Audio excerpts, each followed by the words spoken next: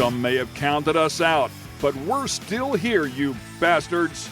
This is a Dirt Life Show, live with George Hamill and Cody Sanders.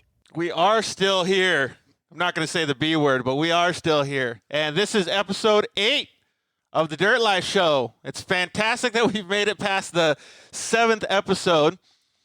7th episode curse in podcast world is what it's called. I'm Georgie Hamill, and with me tonight, we got a late co-host extraordinaire, Cody Sanders. He'll be here in just a sec.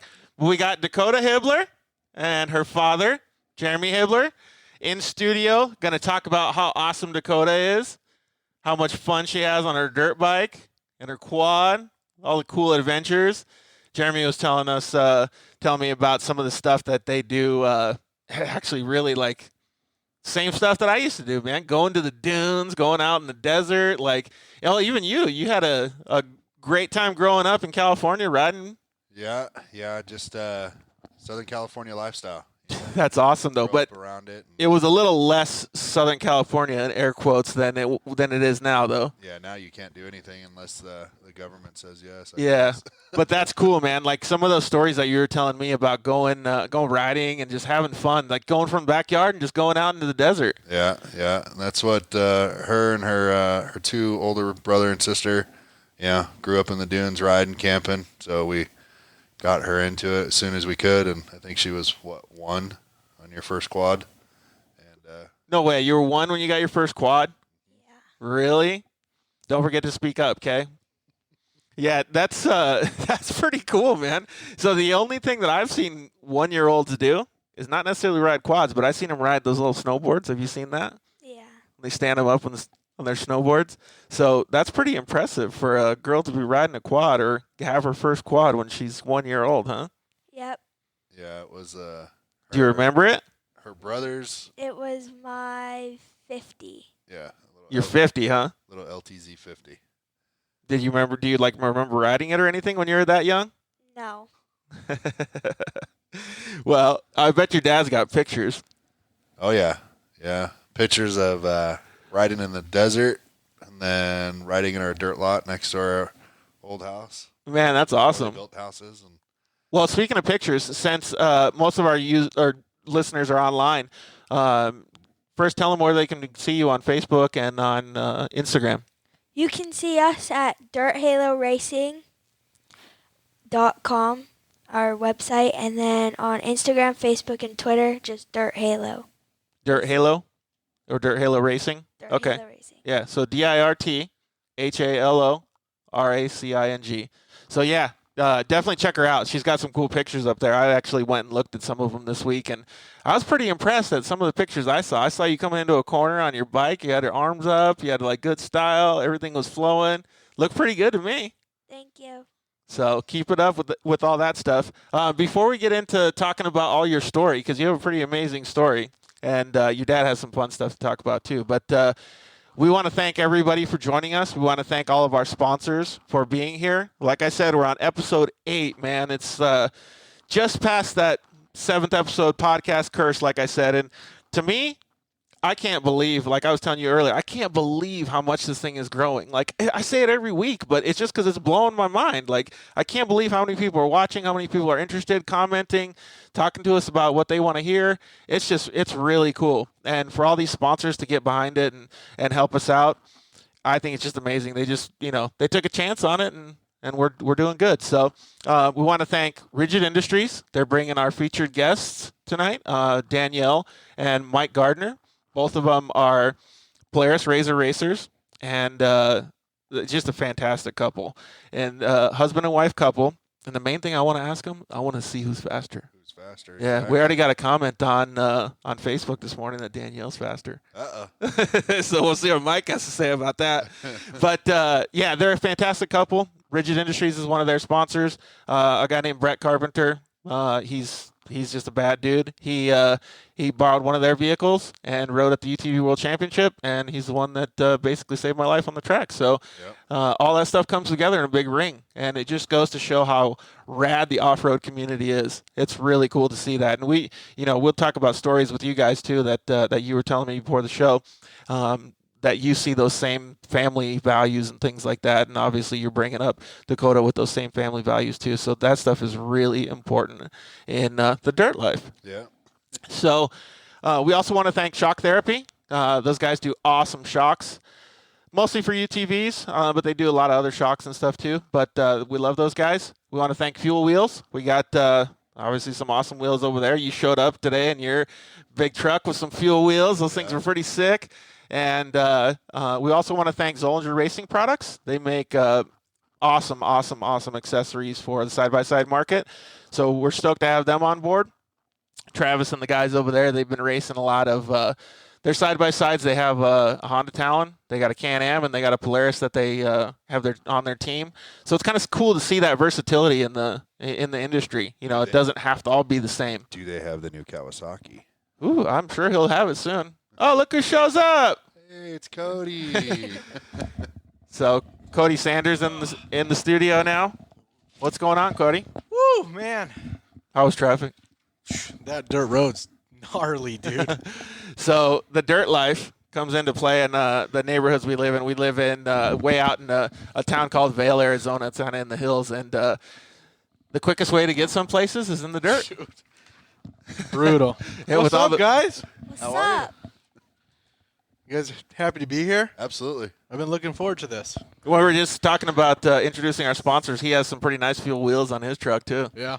On my way here, I'm watching it as I'm driving. Oh, really? All the way here, yeah. You gotta Oh, yeah. be careful, dude. Dude, come on. You're gonna get like BJ Baldwin put up a post to help with people falling asleep, and he got tons of people talking all kinds of crap like you can't be sleeping behind the wheel. Yeah. Hey, you're not supposed to be driving with your phone on. Well, and then his most recent one, did you see it where him and his wife were actually sleeping in the Porsche? Yeah. That's the one I'm talking about. Yeah, it's crazy to see that, and he's trying to help people, which is really good. But it's crazy to see what people say. Like you're videotaping and you think that's true, but yeah. So thanks for coming in, dude. How was your first day at work? Dude, almost 12-hour day, man. But you got it done, huh? It was awesome. Yeah. Right on. Well, we're just thanking all of our sponsors, and we still have to thank Solderweld. Solderweld makes awesome products. And once Dakota gets a little bit older and she has to fix her own vehicle on the track, I think she's probably going to have an off-road repair kit on her car too, or her quad. Whichever she chooses to go, whatever route. So, yes, and please keep following us. Keep sharing all these shows. You guys are doing an awesome job.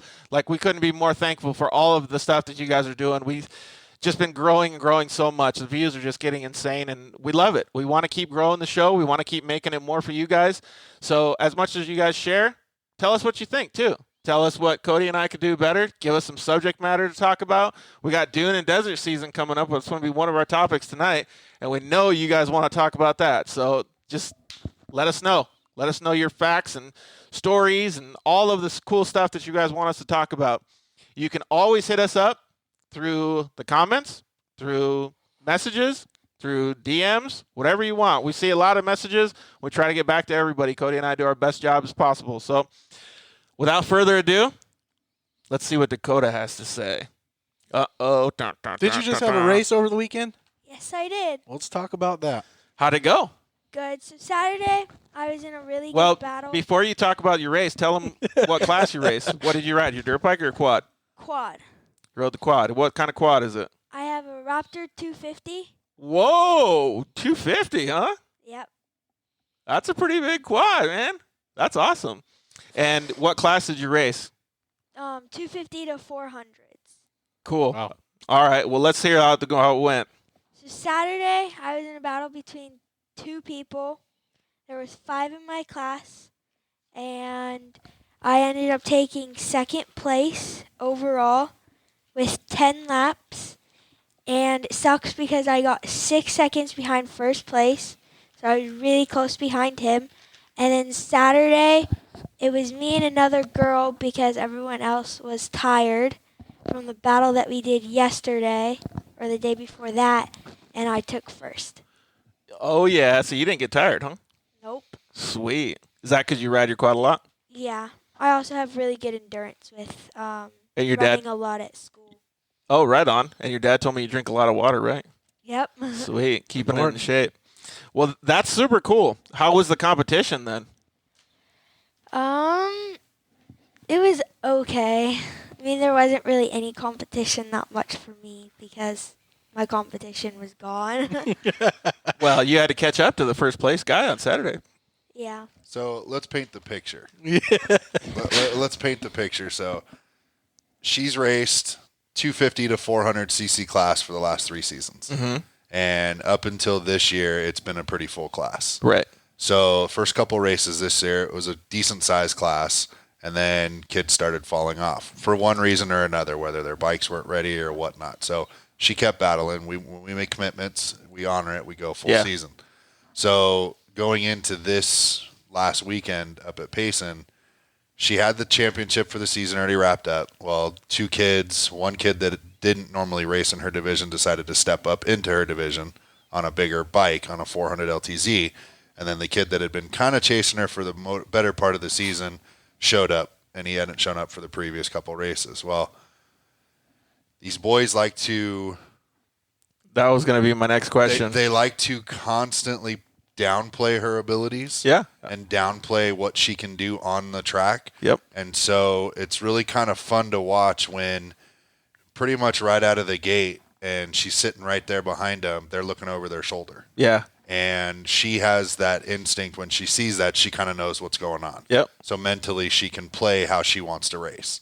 And I think that actually it leads to an advantage, though, because you're already intimidating somebody because a guy doesn't want to be beat by a girl. Exactly. And so she's been dealing with it for a lot of years, obviously being as long as she's been doing this. But it's kind of funny to watch from a parent standpoint as well as a spectator. If you've never seen any kind of quad racer, if you've never seen even female race a male really at that level, it's kind of funny to see that they look over their shoulders and there's sections that she's really good at, and then there's sections that obviously with just a smaller bike, there's some disadvantage. But she's always been one of those where she's consistently quick riding. and the tight stuff and all that. Yeah, I mean, she put on a display through the whoops this last weekend that was pretty much comparable to like Eli Tomac. Wow. It was impressive, and I'm sure once the photos come back from the photographer, it'll be awesome to see. It sounds like you're not scared. Nope, not at all. I love it. Well, awesome. Yeah, so I have a funny story, too, as I grew up in the dirt as well. And so my sister did, and she's a couple years younger than me. But when she was little, she used to race a little LT80 quad. And when she would race, she would have to race against the little guys on their dirt bikes. And she was the only girl out there. And she was pretty, had a lot of the same personality traits Dakota has. She wasn't scared. She would see us go through, as a couple years older on 80cc dirt bikes go through whoops and stuff.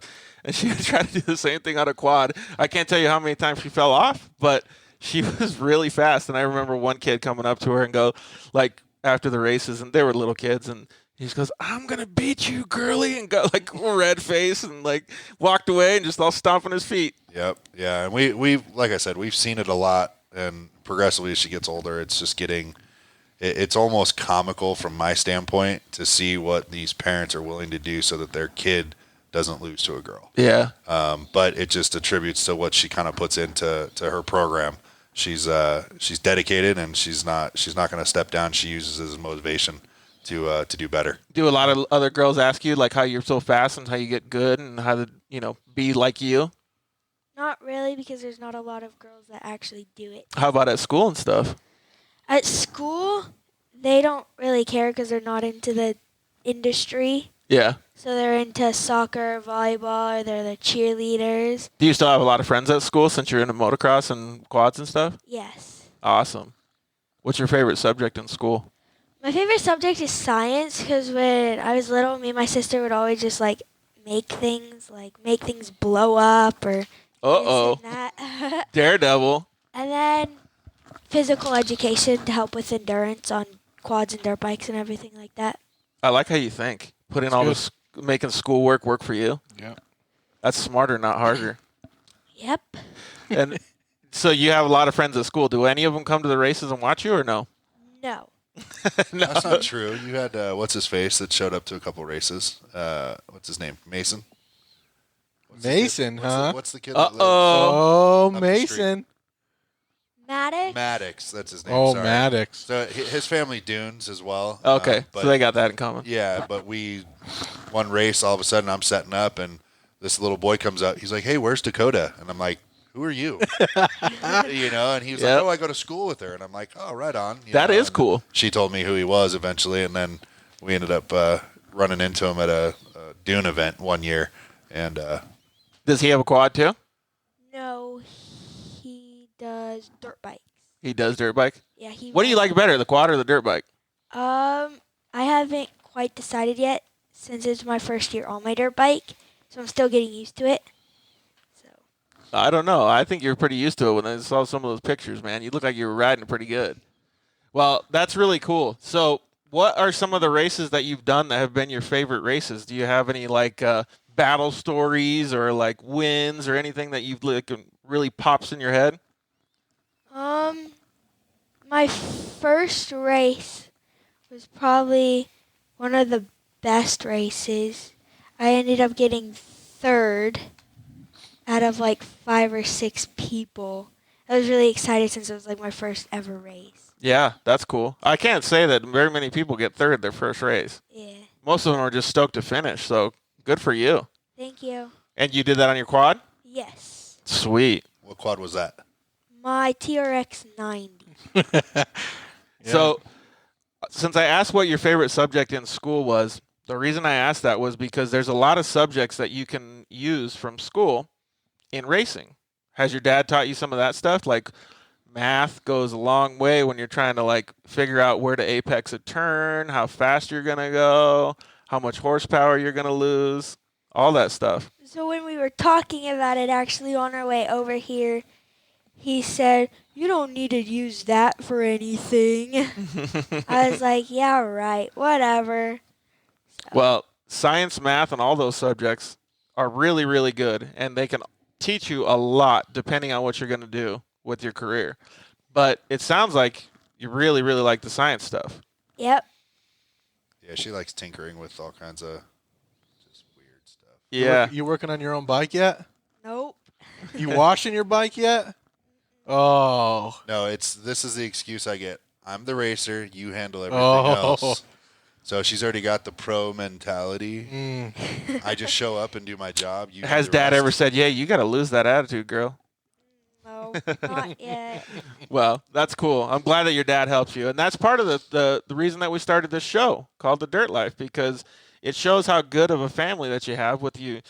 Have all the support from your parents, from your school friends, grandparents, and everybody's devoting themselves to go to the races with you on the weekend, right? Yep.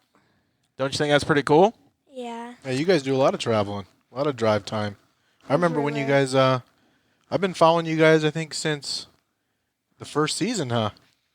I met you guys through Conway, and then, So that was probably 3 years ago. Yeah. So you met us about halfway through. yeah, okay. It was the first year she started racing on her 250 because we had a race actually That's right. down in That's Tucson. right. That's right. That's right. And, Yeah. I think we'd met you at like an event up north. Yeah. And Yep. since then, yeah, Cody and 520 side-by-side group that he runs, a lot of support. A lot of those people got behind her, cheering her on at races. We'll get like random comments from Yep. members, and Yeah. so it's super cool because it's people we've never met. Yeah, and that's again why we started the show. Like the Dirt Life just has that big community, and I mean we could even talk about the Sand Life too. I mean like everybody with the dunes and everybody. It's like when you go out there, it's like everybody is literally like on the same playground with the same goals and objectives. It's everybody loves each other. You know what I mean? Like occasionally you get some squirrel out there or something, but like for the most part, it's really awesome. I love that, and Dakota, you should be pretty proud of yourself for doing such a good job and paying all these people back that are supporting you. Yeah. Do you have other people that support you too? You have Yeah. people that help with your quad, people that sponsor you, anything like that? Hey, you want Yes, to do I any do. shouts and talk about who your sponsors are? And So she had to write them down because there's a few of them. So we got Absorbis USA. We got Action Sports Canopy to help with protection over the sun. We got Action Sports Canopy is a really cool company too. Yeah, we work with Dave. He, if you guys have ever seen anything on our website or any social media, the display is the focal point. And that's what attracts not only people to the booth, but it kind of brings attention to what she's all about and what she's doing. Yeah, absolutely. The better you look, the better you can get with sponsors. It makes it easier. And we got ASV levers. We got Alba Racing. We got Bar Diamond Clothing. We got Blood Lubricants to help with everything pretty much. We got BRM Off-Road Graphics. We got DP Brakes, Fastco Flex Bars, Flow Vision Goggles to help with on the track and off the track sunglasses and goggles. We got Forworks Carbon, Fly Racing to help with all of your gear. We got Garney Boots, Henry Brown GMC, ITP Tires, GSR Motor Designs, Matrix Concepts, Nash Power Sports, Dang, and how long is Off-Road this Vixens. list? Killing it, man. It's good. You got a lot of good people backing you. Yeah, and those are all fantastic Yes. people, too. A couple of ones that I heard in there, like, obviously you have to have goggles and stuff at the dunes, right? Yeah. Keep that sand out of your eyes. And those guys at Forworks make some pretty cool carbon stuff. I'm just a super big fan of carbon fiber. I love carbon fiber. So that's really cool that you have all those sponsors. Was it pretty cool for you to have all those stickers and people talking about you? Like, oh, we'll help you out? Yeah, it was. That is cool. I remember when I got my first sponsors, it was like, what? You think I'm cool? So, yeah, her first sponsor, actually, it was really funny. I think it was like her 4th race ever. And this guy comes up and he's like, hey, I'm going to put a sticker on her bike because it was completely blank. I'm going to put a sticker on her bike and don't worry about paying the rest of the season. Wow. That's so badass, dude. It's kind of funny because I didn't even know the guy. Never met him before or whatnot. And then come to find out he runs like one of the biggest cement companies in the state, and he was just like, I love it. That's got a awesome. little girl, she's so racing. cool. Yeah. And he threw a sticker on and said, hey, I'm going to cover her entry fees for the rest of the season. And you and I were talking about sponsors and stuff before the show, and that story really obviously resonates with people. And the story is what's selling for the marketing value for these sponsors. Yeah, it definitely it helps, not because she's a girl, but really it kind of, if I was a business owner, if I had different tastes or whatever, if you look at a market that you're looking to jump into, the dirt, off-road, dune, whatever you want to call it, the whole outside community would be one I'd look into because everybody looks out for each other. Everybody has the same interest, and 95% of those people grew up in a family-based environment to where it's everybody's doing it for the same reason. Yep. And that's what I think attracts us. We try to keep as many local sponsors as we can. We like to keep the companies that are in the area behind us and involved, and so that's where some of her biggest contributors have come from, and then it just kind of trickles from there into the product sponsors that we end up getting. Dakota's doing a fantastic job. I mean, she's focusing, she has goals, she's a young woman, so like all of that stuff makes a huge difference when they see that type of thing. If you were just winning races but you were slacking off or being a butt face, they probably wouldn't really want to do anything, but you're not. You're doing a really awesome job. And I remember, like, one of my sponsors told me once, because I always had high visions and goals, and for the sponsorships that I get. And I asked for advice from one of my sponsors on how I should go about getting other sponsors.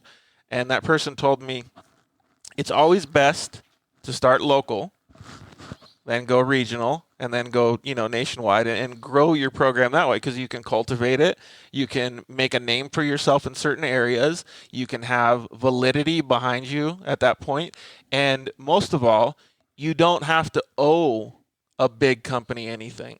You can learn how to support those little companies and then grow into a big company when you have that big platform to show. So it makes a big difference when you have to cultivate it like that. And I think you're doing a fantastic job. You're focusing on the racing. I think you should work on your bike a little bit more. But me too. It Yeah. will save me some time. yeah, give Dad some time to hang out. But I do think that's really cool. And the fact that you're doing all this stuff, learning all of it, doing it all with your family, there's nothing better than that. And I know that you don't want your dad to keep you from not having a phone, but I also think that's good too, because it keeps you focused on the good stuff. And it probably makes it so that you ride your dirt bike more. How are you doing in school? I am a straight A student. Yeah, good job. Yeah, she's not allowed to slack off in school, otherwise she doesn't get to do anything else. That's good. So That's really good. that's her job. Her job is school, education, helping around the house. I love it. Riding a bike or quad or Yep. free time going to Supercross or whatever. That's all secondary. Yeah, nobody gets a free ride in this world. No, nobody. And that always looks good too. It always helps you later on down the road. Yeah, I think that's see it yet. Yeah. Well, she's starting to understand it. We were talking about on the drive down that there's things that because we were talking about she got a little bullied earlier this year in school because she had like one of those gizmo kind of a only certain phone calls whatever, and all these other kids in the neighborhood have cell phones. Well, those kids don't have a $40,000 a year hobby. Yeah.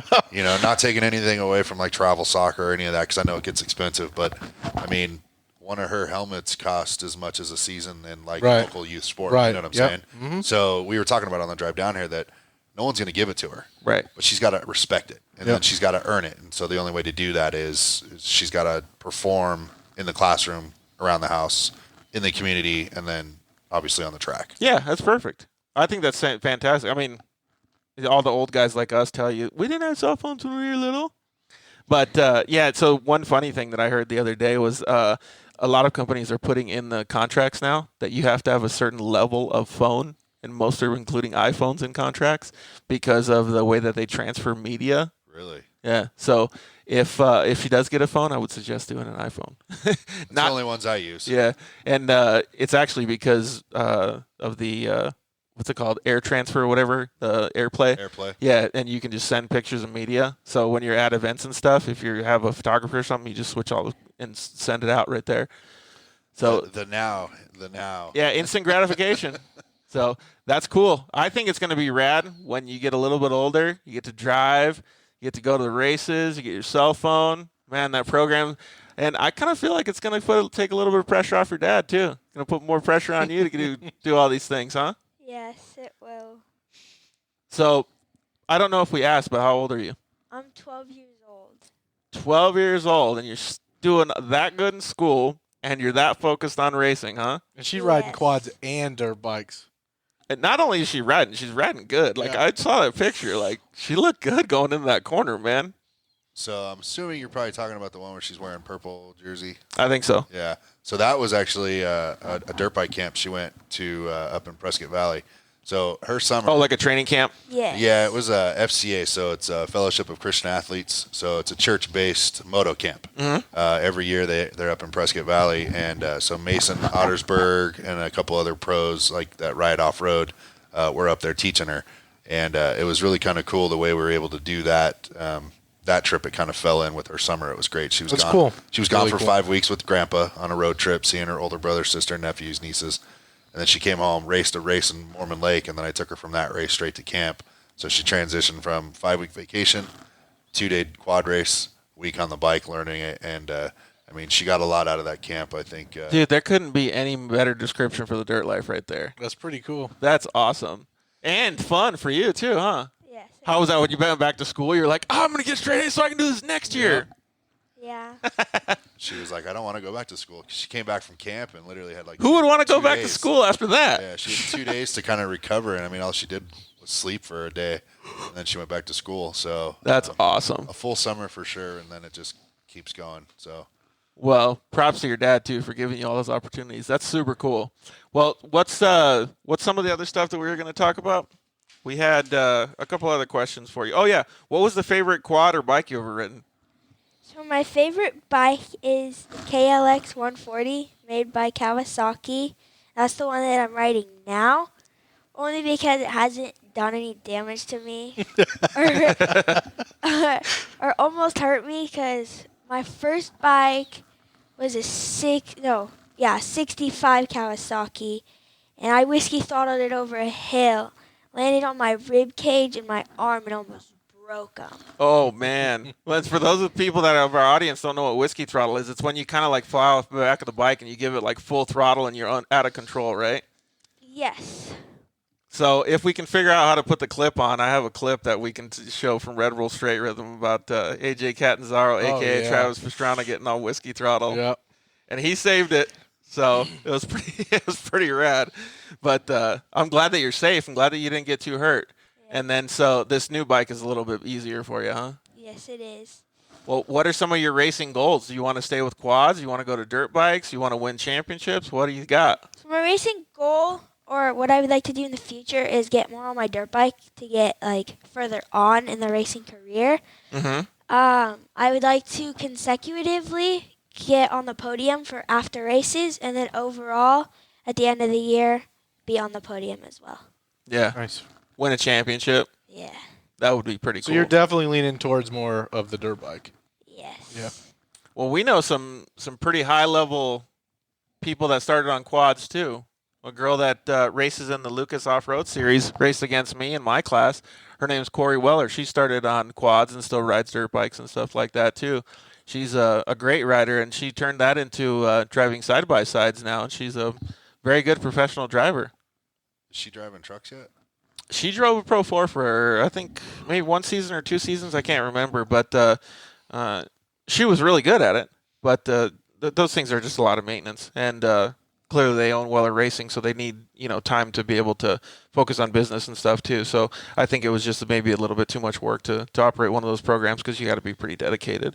Yeah. The side-by-sides are much more popular now, so I think they made a very good decision, and she's doing fantastic at what she does, and her husband helps her quite a bit with her program, and he also has a little program of his own. Yeah, and we've seen a couple other girls that have raced quads professionally, like Sarah Price. I think she transitioned into UTVs. Yep. Sierra Romo with Romo Motorsports. Yep. She was, she's only a couple years older than her, and so she did quads, and now her and her dad, I think, both race. Yeah. Razors, Lucas Oil, Best in the Desert stuff. Yep. So and they do a great job, and they're fantastic people too. Yeah, we tried to mimic those that we would want to kind of follow when she started going and started doing this. It's like, let's pick, females to follow, and obviously Corey being a local up in the Phoenix area. Yep. Watching her program, and then some of the other girls across the country, and we have some friends that their daughters race GNCC back east.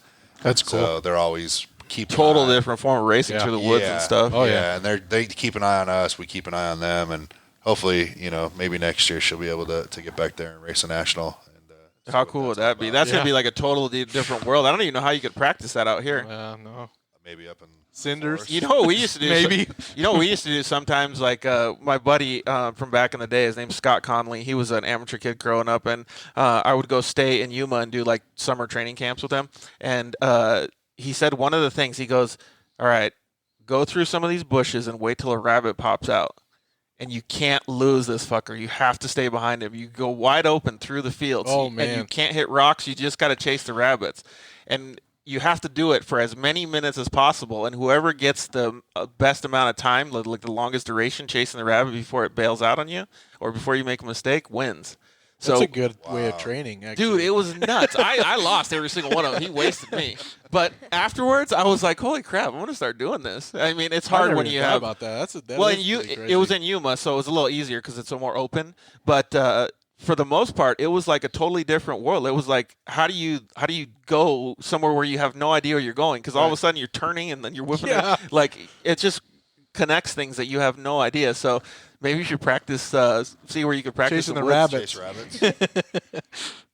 Don't run them over, though. You're not allowed to run them over. That's a really good idea. Can you imagine if people did on side-by-sides? It would be so wacky. There'd be too many of them up on their roofs. Yeah. Do you have a favorite female driver that you follow? Or rider? My favorite rider is Eli Tomac. What about a girl, though? I don't have one. No? You should say me. What about Vicky Yourself. Golden? Yeah, that's all you. What about Vicky Golden? I mean, you've known her for how many years?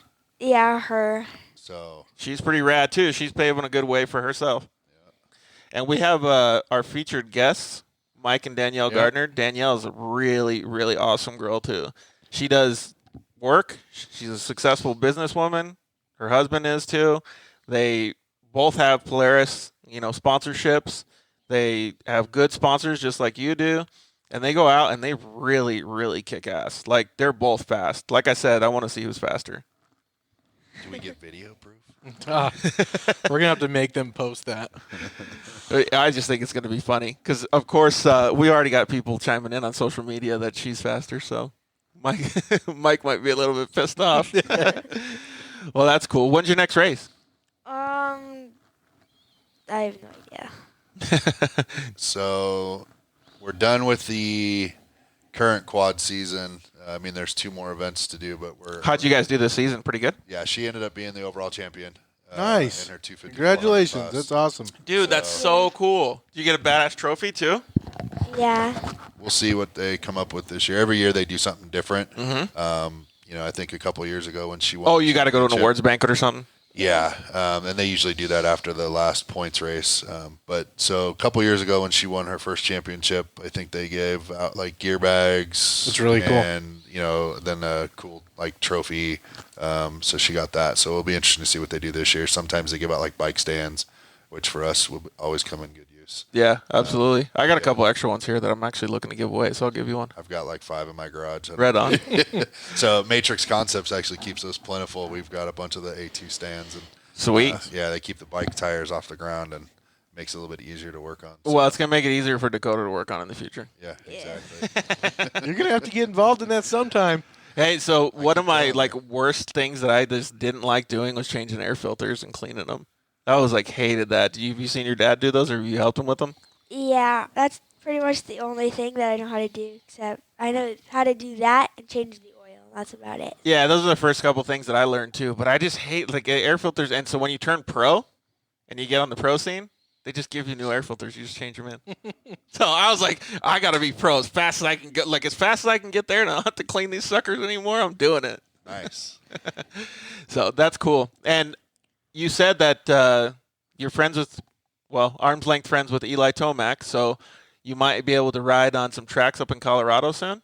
Yes, I will. Hopefully when I'm done with junior high or done with this year. That's going to be so awesome. Cool. I would be so excited to do that, man. Yeah. What's the terrain like up there? So where his ranch is outside of Cortez, it's kind of a lot of desert, but it's kind of like mesa tables. Yeah. So he's got a good mix of everything there. And then I think where we're looking property wise, it's a little bit more mixture of mesa, and then you've got forest. So it's going to be a good mix. A lot of clay, so nice dirt. That's nice. To groom a track. Yeah, and they probably have different temperatures and stuff like that. So yeah, it's so nice. it's not as cold as Denver, obviously, because you're not as high up. Right. But it's not as hot as, let's say, the floor down here. So they have a good, I think right now their average temperature is in the 50s, 60s. Oh, wow. So decent type weather. So it would be perfect for her to, ride and train at a higher elevation, A, and then B, be able to be out there like this time of year and not have to worry about, sweating to death. Yeah. Yeah, Oh, yeah. exactly. Man, that's cool. And so you're going to race what series next season? We don't really know, but we want to go national and then go back towards Southern California for dirt bikes. Yeah, I remember that your dad was talking about doing some of the dirt series. That series is pretty cool in Southern California, especially because they ride on the moto tracks.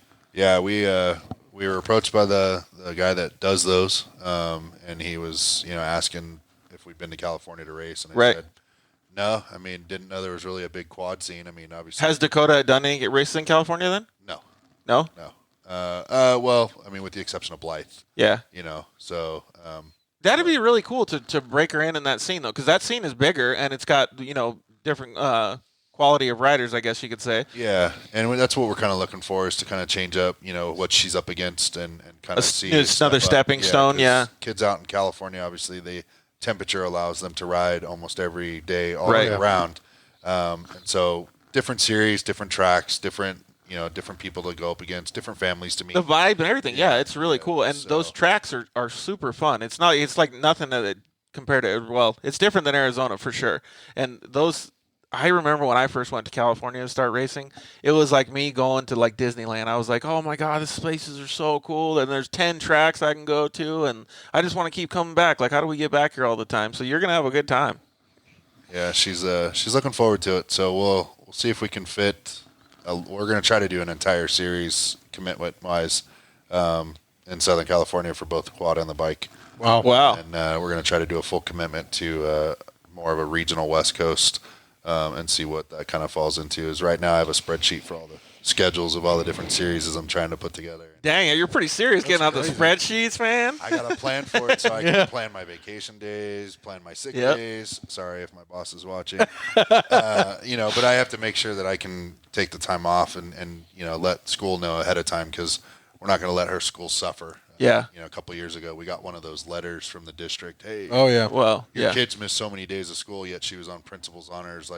All that stuff is so important Yeah, still. so they were threatening. Oh, she's missed too many days of school. Well, I'm sorry, we do a sport that Yeah. is not after school. Oh, yeah. Do they, will the school district allow anything? Like in my case, when I started racing at a little bit higher level, they allowed me to take certain days off and take some of the work on the road.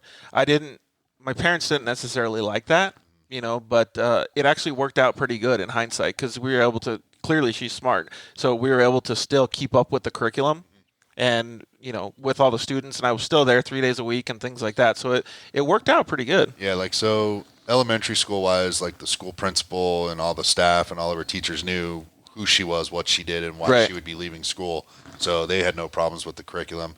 Junior high, we're still transitioning. Yeah. Some of the teachers said, hey, we only do quizzes on Fridays and there's no makeups. Yeah. And so it's one of those where we send an email hey, I'm not trying to be that parent, excuse my kid on a Friday because I'm going to go to, Hawaii or Rocky Point with my kid every weekend. But hopefully at some point, the faculty will get behind it and understand that we have to maintain what we're doing because it's a commitment, not only financially, but because we have partners with sponsors and, and the biggest part for them is it's teaching life lessons. Exactly. Yeah. And so we want them to obviously, hey, give us the material. Well, she can do it in the truck on the way out. Right. It's just a little freedom that you need to be able to still continue that education. Yeah. Well, that's fantastic that you guys are going through all that. And cool boss, man, to let you guys do all that stuff. So, it resonates with me because we did all the same stuff growing up, every time we had to go on vacation, my dad had to get off work or, my mom or whoever it was, and it's just the schedule, man. That schedule, that Excel spreadsheet is like your lifeline, your blood. You have to keep that going to keep the dream alive for Dakota. Yeah, I showed her last night what we were already looking at, and she's like, "What is this?" Yeah, I said, "This is potentially what you got to do," and it's right now it's that transition because no one has really their 2020 schedule out yet. Right. So it's I've got what's left of 19 on the board, and trying to figure out what's next, and then to plan 2020, it'll be just plug and insert kind of a thing. But we'll see where 2020 takes us, and that's awesome. What she can step up to different competition and see what that's like. That's gonna be so awesome. You're starting a business now, from what I hear, huh? Yes. You're gonna buy your dad a new truck? Is that the plan, or No. She's gonna buy her first one. Yeah. What's the business? Dirt Halo Racing. Okay. You have the other company. And Dirt Halo Industries. Okay, so what is it? Explain. So Dirt Halo Racing is me. It's my initials, Dakota Hibler. Started out with us always being in the dirt, and then us being Angels fans, and them having that halo.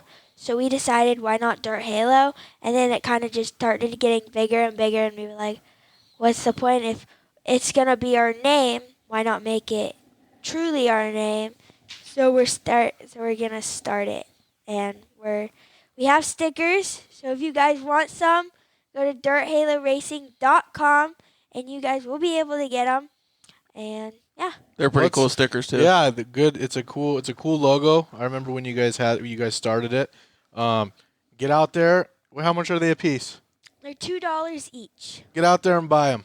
$2 each. Support the family. Support her racing. I know before they leave tonight, I'll be buying a few, huh? Yeah. I think she brought some, and then she took some to the races, and then we've gotten some other ones that have sold. We sold her first one online the other day. Really? Yeah. So that's great. It's funny. Dirt Halo, obviously, with her initials, started out, but it was a true family bond. It was a true family project. So her older sister actually drew the first logo. Oh, wow. Cool. And so that's really the original logo that we use with Dirt Halo. It started out as Dirt Halo Industries. Mm-hmm. And so we were thinking, that could turn into something bigger and down the future. And then the racing entity kind of took off on its own, obviously from a marketing and sponsorship program, whatnot. So just actually recently, the LLC for Industries was formed. And so it's legitimately legal. We have our federal trademark, our state trademark.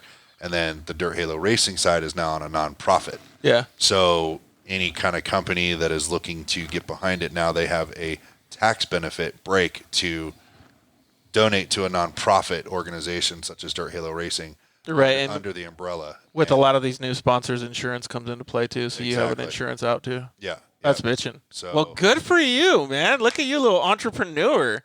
Thank you. Straight A student, owning a business, future in racing. Gosh, man. Man. Like, I feel lazy. Dude, I need to seriously. step up my game.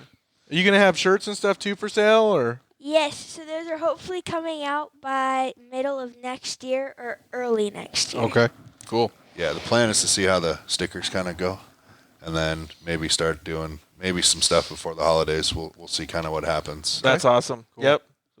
Eat the elephant one bite at a time. Yep. Yeah, slow and steady.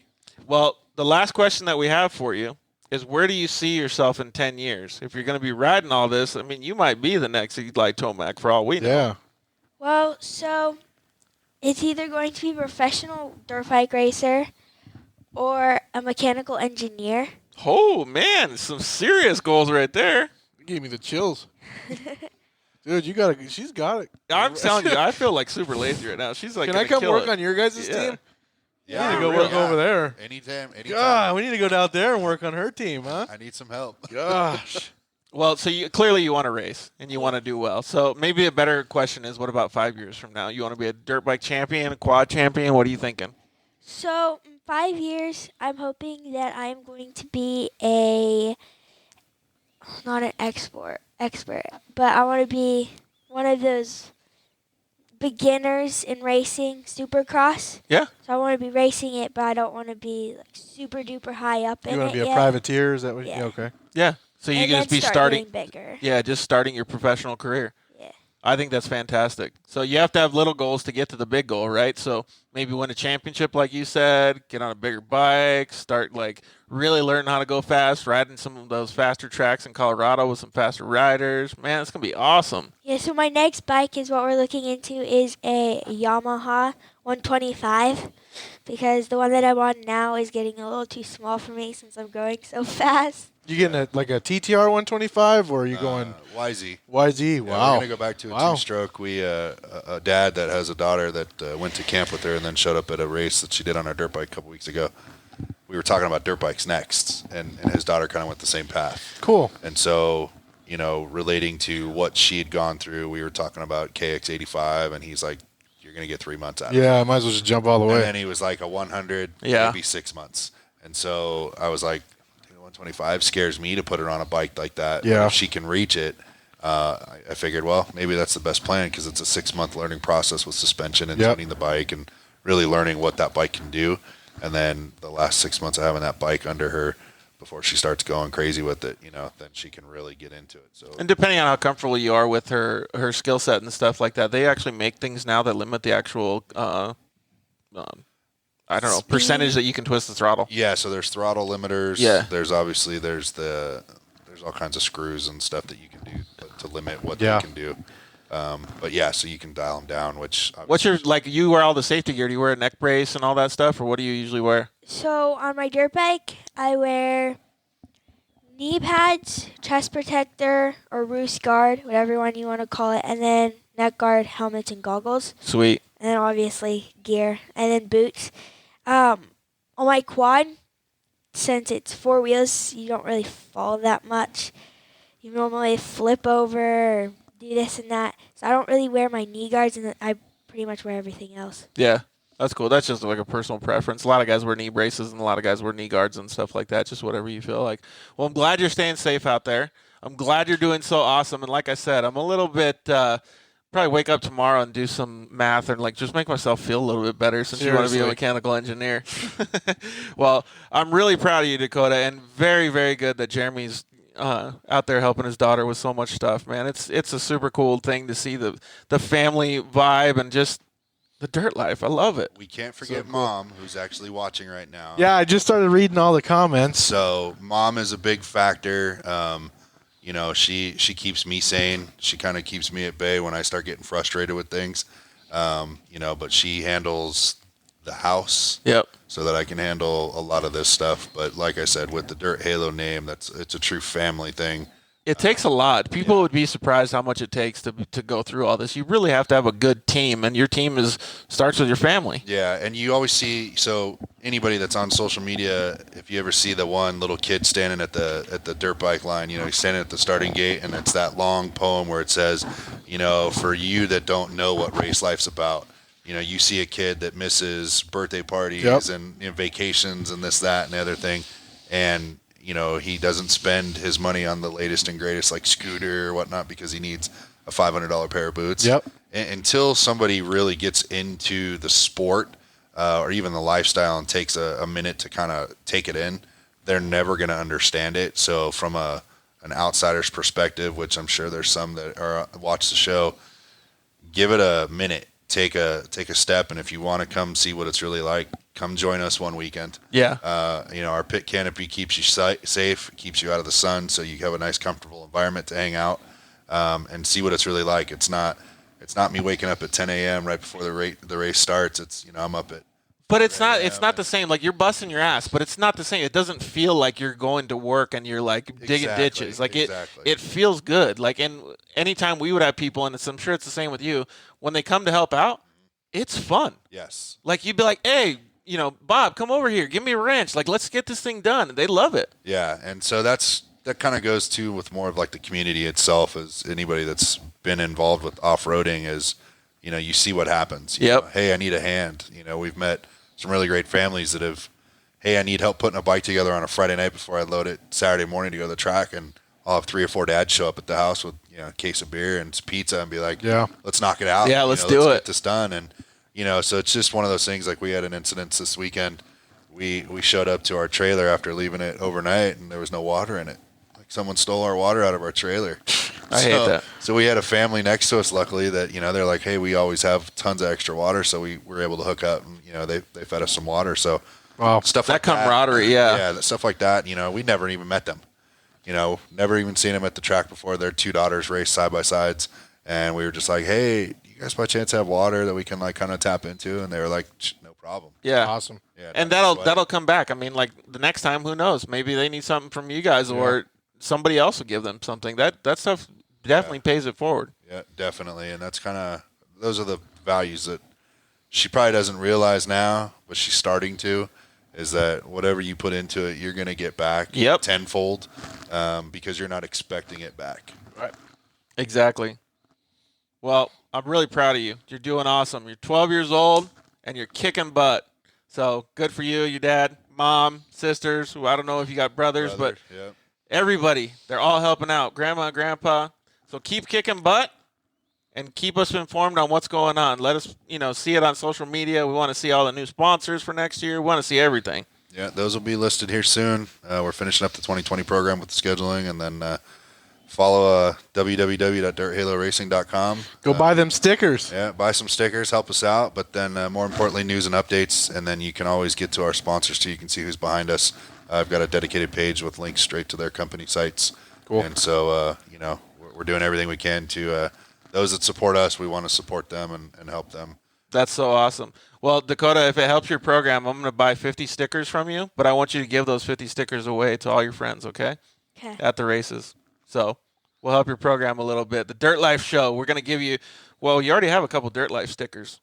Maybe you could put it on your quad and then take a picture of it and put it online. Absolutely. Yes, I will.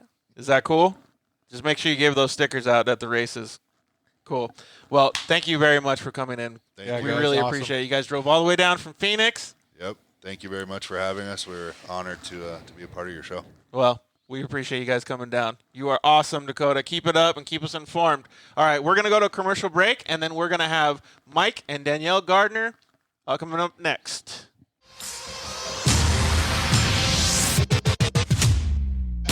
For wheels and tires with the most style, function, and innovation, look no further than Fuel Off-Road. From stock to lifted, dually to trophy truck, and UTV applications, Fuel Off-Road offers the most complete lineup for your next adventure. Whether a weekend warrior or racer, you can't go wrong with Fuel's massive line of trail tough truck and UTV wheels and tires. Good looks, better prices, and the absolute best range of styles and applications. Find us at fueloffroad.com.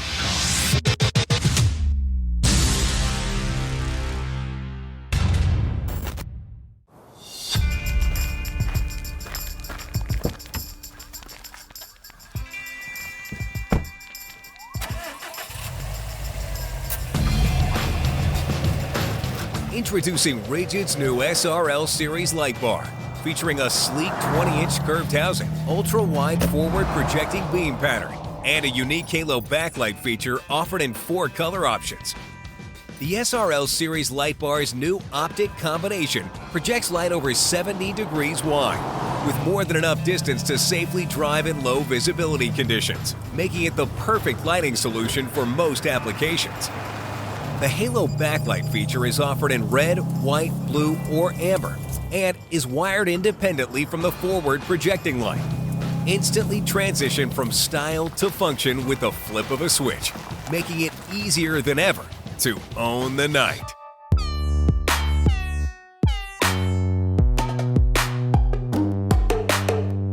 Hello, I'm Justin, the founder of Shock Therapy.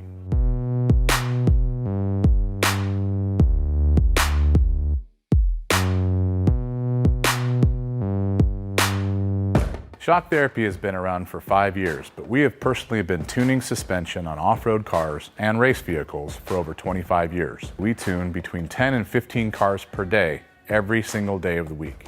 Our concentration is tuning shock systems and supplying components that improve the ride quality of your car in many ways. Not only do we work on the average UTV, but we also tune suspension for race teams and professional drivers.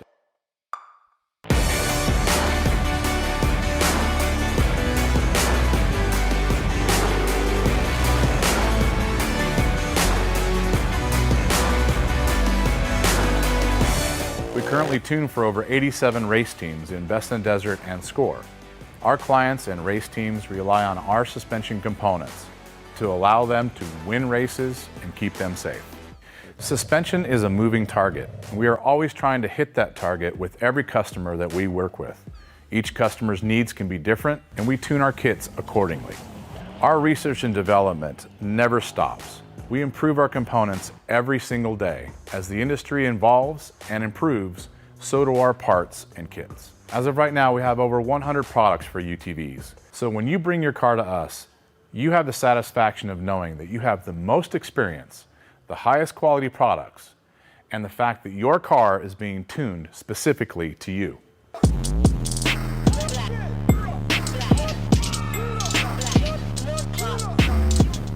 Hey guys, George Hamill here to talk to you about one of our sponsors, Solder Weld. Who is Solder Weld, and what is their impact on the off-road community? Well, some of you may have seen Solder Weld's booths at the races, Lint 400, Vegas to Reno, Score and Snore events, and the UTV World Championship. You're seeing their stickers and sponsor wraps on more and more racers' vehicles every year. But who are they, and what do they have to offer us as off-road enthusiasts? Well, late last year, Solder Weld introduced their new off-road repair kit to the off-road industry and sold out their first week. The interest was overwhelming, as many off-roaders already knew of Solder Weld's aluminum radiator repair rods, and now they were included in a convenient carry kit in camo or black.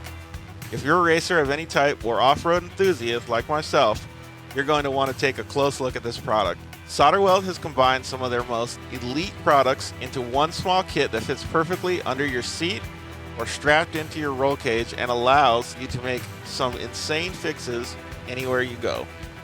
How many of us have been in a race or out on the trail and got a rock chip in a radiator or a brake line? We've literally seen a top-tier desert race truck at the 2019 Mint 400 taken out by a simple rock to the radiator. If they would have had an off-road repair kit on board, they could have been back up and running in just minutes. The kit includes everything you need to work on dirty aluminum, stainless steel, copper, and many other metals. Solder Weld's cutting-edge technology allows you to make these fixes with extremely low heat and incredible high tensile strength, leaving you with a lasting fix every time. Don't be that guy who broke down on the side of the trail. Get your off-road repair kit today. Your friends will thank you.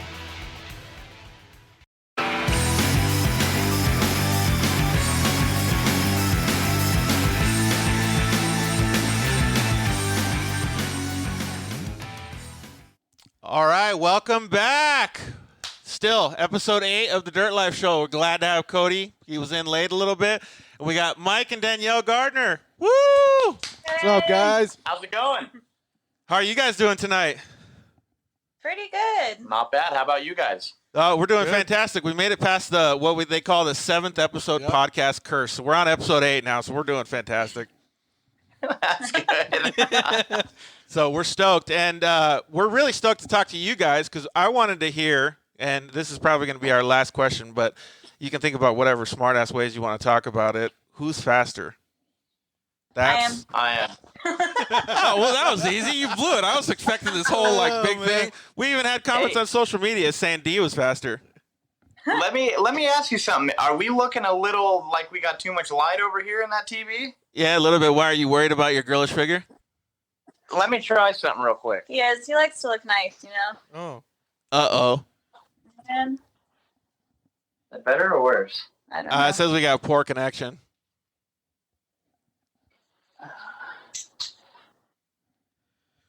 Our light, we don't really have lights in our room. We're still trying to get things figured out. Oh, that looks a little bit better. There you go. There it goes.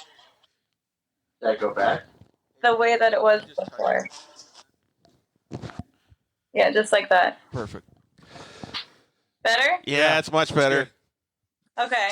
Oh, wow. Mike looks fantastic. You looking great, dude. Oh, thanks, man. You too. I like the lighting. This gives accents everything a little bit better. You know what I'm saying? Let me see if I could turn that a little bit. Well, thank you guys for coming on. That's I really do perfect right appreciate there. it. That's So good right there. All right. we wanted to just have like a little garage talk with you guys today. So we just had Dakota Hibler on. She's still here. She's watching. She's going to talk with her dad a little bit and us after the show. But she's an awesome little girl. She's 12 years old, and she's racing quads. She's starting to get into dirt bikes, and she wants to be a champion. And well, I think the best part that she said all night was she gets straight A's. Yeah, I saw that. Good grades and straight A's is a very important thing to do in life. Yeah, And are you a 100 business owner? yeah, 100%. Well, I think she's doing fantastic. And did you, Danielle, when you were growing up, did you have ambitions to be riding dirt bikes and quads and stuff? Like, how'd you get into it? To be completely honest, I grew up in the snow. So I grew up skiing and snowboarding, and I didn't get to experience anything in the desert until I met Mike when I was about 20.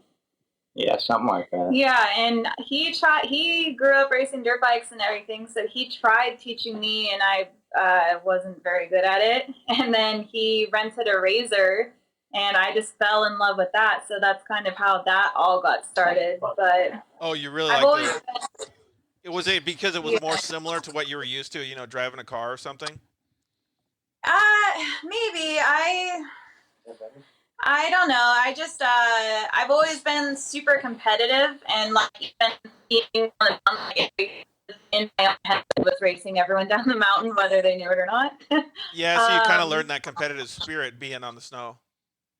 Yeah, so I mean, like I said, I knew I've always been super competitive. I've always kind of been, I love adrenaline. I love going fast. So I definitely grew up with that. And that was something that my dad and I always did together. And, he's the same way. So once I started racing, he was so excited because it's, he loves it. And even when she skis, she only knows 2 speeds, and it's 0 or 100. It doesn't matter what it is. There's no middle. Really? She's either, she's out of control. it's like a switch flips in my head, and I just I don't know. I just want to go fast. What when you have that switch? Because I feel you on that. But when you have that switch, how do you get the skill set to go in between? Where do you go from skill set 0 to skill set 100? How do you work your way through that? She's got no brakes. A lot of practice, and let me tell you, I've rolled my car so many times because I push it over the edge. So it just took me years of kind of figuring out where my edge was and how far I could push it in certain things. And it was just staying consistent and just keeping up with racing and driving and, making sure that we weren't taking long breaks away from it and that I knew my car and how it worked and everything. Yeah, that whole practice makes perfect mentality or whatever it is. That's really, and you obviously had a good teacher. Yeah. Sorry. If I said that, I just heard good teacher. Oh, man. It seems like our connection's a little slow or whatever. I don't know if you guys have good Wi-Fi over there. Here, let me try something real quick. So, Let's see if that's better. okay, cool. Well, when was the first race that you had, Danielle? It was, what was it? It was a dirt series race, and it was in 2014. Yeah, I think 2014. Yeah, it was at Lake Elsinore, and it was me and one other person, and I was so nervous. I was freaking out. He ended up crashing, and I just kind of cruised along. So, I mean, I won. That's cool, I guess. But it was just kind of like getting the nerves out of the way for that first race. I've never been so nervous before, but it was pretty cool. Well, how was it for you, Mike, when you were doing it with her? When she's on the track, at first, like the first few years, it was nerve-wracking. Oh, I bet. I think that's the closest I can get, I think, to like comparing that as if my kid was on the track. Yeah, I was gonna say like full anxiety, running back and forth, and I remember seeing an old video clip of you at, what was it, Heydays or something, running across the track. Yeah, that was me. That was fun.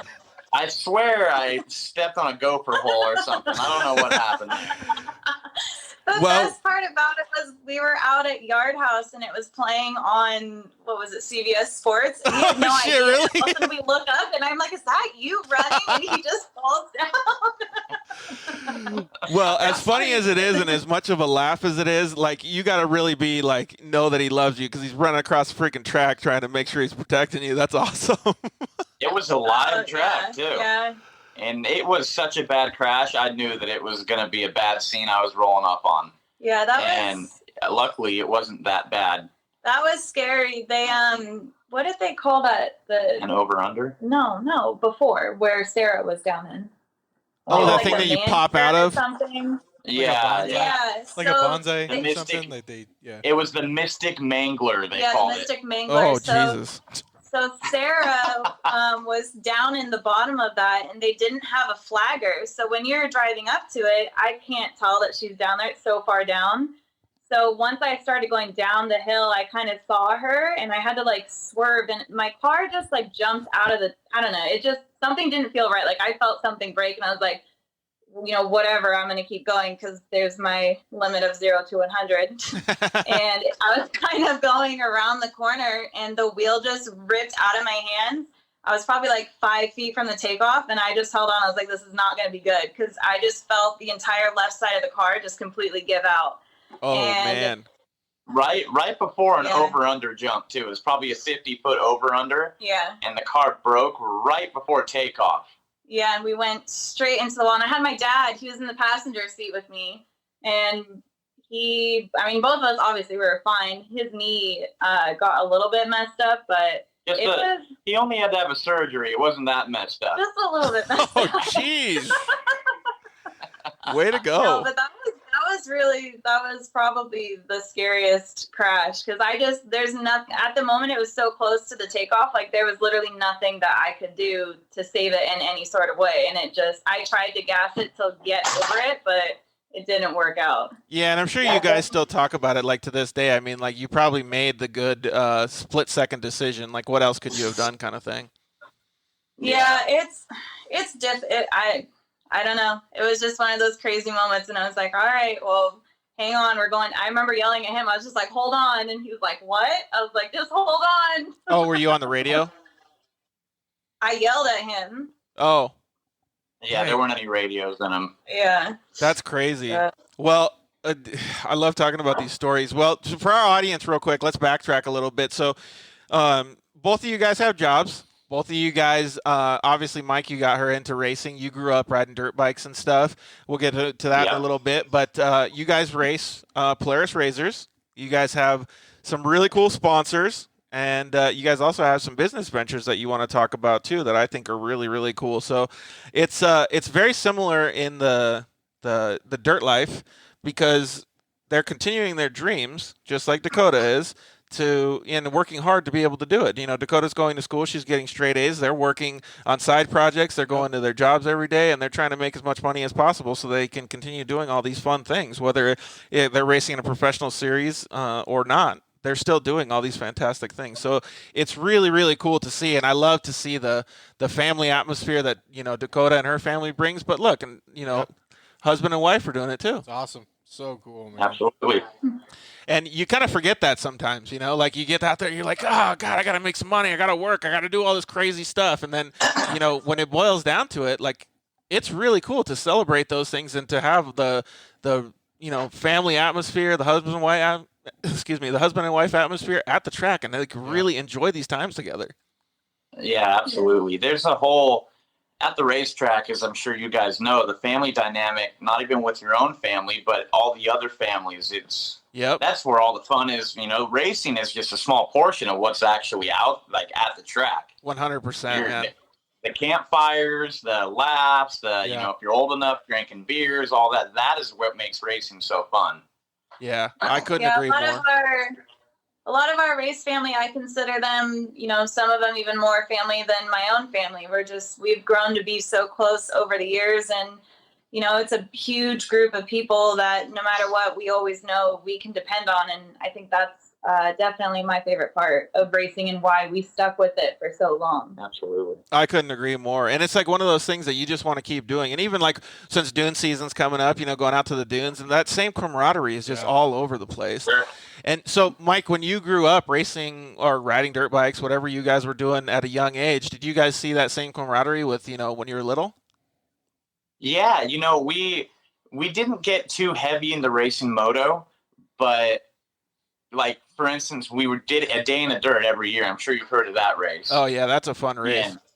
Yeah, and I mean that's more of a party / race. But I mean, you break a peg, you break a part, and anybody in the area is going to give you a part. And it's like, I did a little bit of team sports when I was younger, and it was way too competitive. There's none of that, you know, friendly vibes from other people. It's like, it's all or nothing.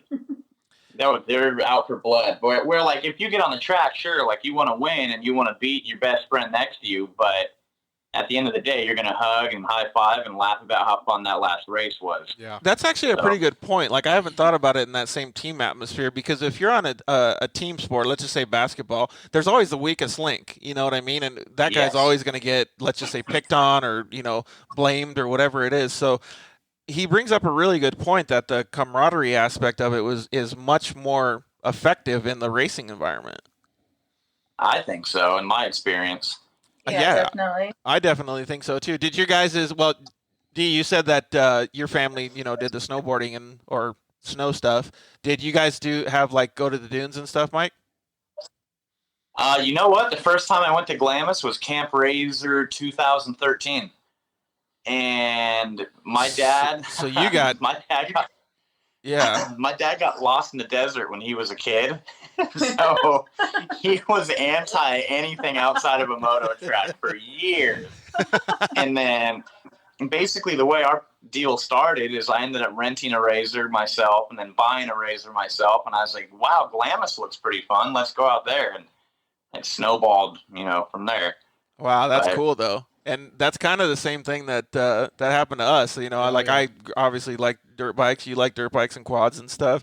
And when we saw these side-by-sides coming out and they were a little bit safer, it was like, hallelujah. Yeah. Even at first, I was like, oh, man, I don't want one of those. But when we took them out to the dunes, it was like a new world. You know what I mean? It was exciting. Yeah. It was really exciting and something new. And then you start seeing everybody else around you having it, and it was interesting. It has those same effects. It clicks in your head like, oh, I found a cool line. I found a cool jump. Like, I can go hit this, whatever it is. Yeah. Yeah, that's cool. So when you got in the RZRs, did you say, like, fuck dirt bikes, or were you still cool with dirt bikes? I slowly got rid of the dirt bikes. The whole reason I wanted a RZR, you know, the first time we rented one was so she could go with me, because she can ride a dirt bike. Is about I don't know what comparison I'd make, but she's terrible at riding a dirt bike. I can't go 2 feet without falling over. It's something in me that is just weird. That even riding a normal bike, like it's like a pedal bike. Horrible. Terrible. And my reaction to everything is that I want to take my feet off the pegs, and like that's the worst thing you could do. So I don't know why. Yeah, it's like a cat. You always want to land on your feet.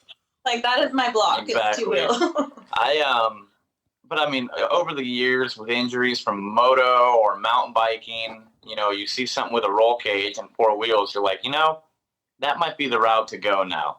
Yeah. And granted, much like you, I've had a couple of good injuries in a side-by-side too, but... Yeah, I remember that UTV World Championship injury. I kind of wanted to get back on the track or pull over and help you.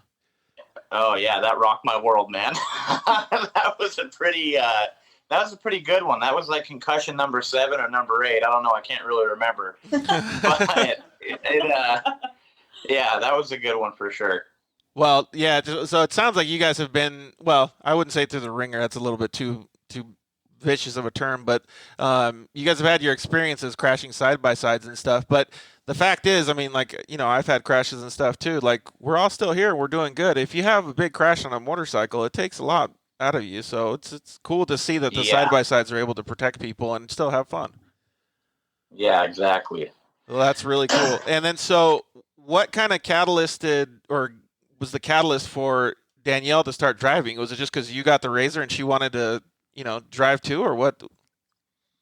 Pretty much. Yeah, pretty much. She was at every race, and then her dad, being the competitive person he is, he one day asked her, like, "Hey, you want to? What do you think if you started racing? If I bought you a car?" And I don't know if he was fully like being serious. I don't know, because he would come out to all the races too, and he really enjoyed watching Mike and meeting all the people and stuff. And I think he had a couple of beers, maybe, I don't know. And he mentioned it a little bit, and I was like, yeah, let's do it. He's like, okay, well, if you can find me a car at this price, and, it's something that is safe and, it would work for you, then maybe we'll talk about it. I was like, okay. So then the next day we found Cody Raiders had his 570 for sale. Oh, perfect. And so I sent him that photo, and then that kind of just got everything started. And the Raider, they're awesome because, I had no idea what I was doing. Mike barely knew. My first fire suit, they just gave me one of Cody's old ones. I had like Cody's old fire shoes. Like, it was pretty cool. They, between Mike and his motorcycle helmets, like, he had bought me a couple. So basically everything I was wearing was somebody else's stuff. There you go with that camaraderie again, though. You know what I mean? That's pretty sweet, though. Yeah, exactly. The 570 was your first whip then, huh? Yeah, that was a fun car. It was cool. Yeah, those things are the 570s and the 900s. They're indestructible. Yeah, I had a 900. That was like my first Polaris RZR side by side. I was 800, dude. Yeah, 800. 800. I went from the Rhino, the school bus, to the RZR 900. And I got one of those orange RZR 900, so I look like a pumpkin driving around. That's what I had too. I had the orange one. I got. So here's a question for you, Danielle. Since we had Dakota on the show, she's still in the studio listening. How does it feel being out there as a female driver in a racing scene? Well, hold on a second. Let's get Dakota to slide in here real quick. You want to get in here? Uh-oh. She's getting nervous again.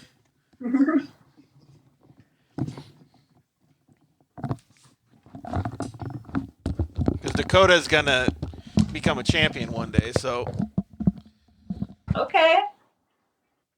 She really has some lofty goals, and she likes, she said, a champion, and then after that, a mechanical engineer. Really? That's awesome. My dad's a mechanical engineer. Oh, really? So, yeah. What was the question again, Cody? So the question was, how does it feel as a female driver in the racing scene with a whole bunch of guys? Honestly, the only race that I ever felt super intimidated at was my first race, because I had never experienced it before. But at the end of the day, you kind of just gotta know where you're at and be confident. And if you win, you win, and if you lose, at least you went out and had fun. So you just gotta kind of keep the mindset that you're going out there to have fun. Like, this is something that you love doing, and what other people think on the track, whether they're male, female, if they're faster than you, if they're not faster than you, it doesn't matter. You just got to kind of focus on yourself, have fun, and, especially like we talked about before, though, with the side-by-side racing, everybody is so nice, and they want to help you out, and they want to see you succeed. So in this industry, I've never really viewed it. I've never even really thought about it. It's pretty cool. Yeah, that is really cool. And Dakota, you had said that like all the people that are around you supporting you, they seem like they're really good people too, right? Yeah, they were always behind everything that we were doing. They were never, no, you can't do that. No, stop doing that. They were always there. Yeah, to help you. Well, that's really cool. Well, that's good. Yeah, that's awesome. And you know what the best part about someone telling you no, you can't do that? It's that much more fun when you do it and you prove them wrong. Right. Yep. Yeah. She's already done that a couple times. That's awesome. That's cool. She just got, what did you say? You got second place this last weekend? I got, second and then first. First overall, right? Oh, yeah, second Saturday. Congratulations. You got first Good for overall you. for That's the. great. Man, that's really cool. She's definitely, and she's got she's got the dirt life behind her too. So she's gonna be a fast racer one of these days. And she's definitely. she's got a good opportunity. She's like I said, at arm's length with Eli Tomac and his family and stuff like that. And they're gonna move to Colorado, so she's gonna have a good practice partner one of these days. We'll say. That is great. I think the best part about coming from dirt bikes or quads into a car is you already have been learning line selections, and that's kind of already in your head. Whereas that for me was something that I had to also learn with driving, and that honestly that was the hardest part for me. So you're already a step ahead of the game if you ever wanted to go into side-by-side racing, because it's already embedded in your mind. She likes dirt what bikes. lines to pick. She likes True dirt that. bikes. Yeah. Yeah, and cornering on dirt bikes is key. Like, if you can get your cornering down on a dirt bike, the rest will come. Yep. I agree with that. Do you take a lot of advice from your dad if he tells you what to do? And like that, she went to a training camp. She got all kinds of stuff. You don't take advice from your dad? What? Not really. Uh-oh. Well, you should take some advice from Danielle, because she clearly had to, get thrown into the wolves when she had to learn how to pick line choices and stuff. So It's your story. Pretty much, yeah. oh, we got a comment that said the Mystic Mangler. Yeah. Right on. Yeah. So, what do you think about getting in a side by side one of these days? You're not into it? No, I don't like being enclosed. Yeah. So she's more like being open. I think I asked you guys that a while ago, didn't I? And I remember you saying something. I can kind of feel that though. I can see that though too, because when you're on the dirt bike, like if you want to get away from it, you just leave it. Like, or if you're in an accident or something. Danielle was very claustrophobic when she first started, because you have to wear the neck restraints, and you have the air pump. Some people have the pumper, and she would get really claustrophobic in the beginning. Yeah, I did. Especially at Glen Helen in September when it's like 110 degrees outside. Yep. I did too, but my savior was kind of being on the short course tracks. They're a little less claustrophobic, because like when you go out in the works racing and stuff like that, you really are kind of alone. Or like or like at the UTV World Championship and stuff. Like I don't know if I would have been able to do that like confidently my first year. Sure. No, that would definitely work into something like that. Because you're just like, you're literally out there. Like there's nothing else. Like you're just by yourself. You're cruising around. And so I can only imagine what the guys do when they do the big races like Baja and some of the stuff the Romos do and Scanlon and all those guys. It's just hours and hours. That's a whole nother ball game. Yeah, exactly. Did you guys ever have aspirations of consistently racing and stuff, or did you guys mostly just do it for fun? We for 2013 to 16, we hit it pretty hard. We never missed a race. We usually did a couple of series. Yeah. And that was all at the work series or the dirt series? Like which ones? We did the first in 2014. It was Works and Dirt Series, and then it was Works and Lucas Regionals and the Dirt Series whenever we could fit it in. Then whenever we could fit it in, we were pretty dedicated.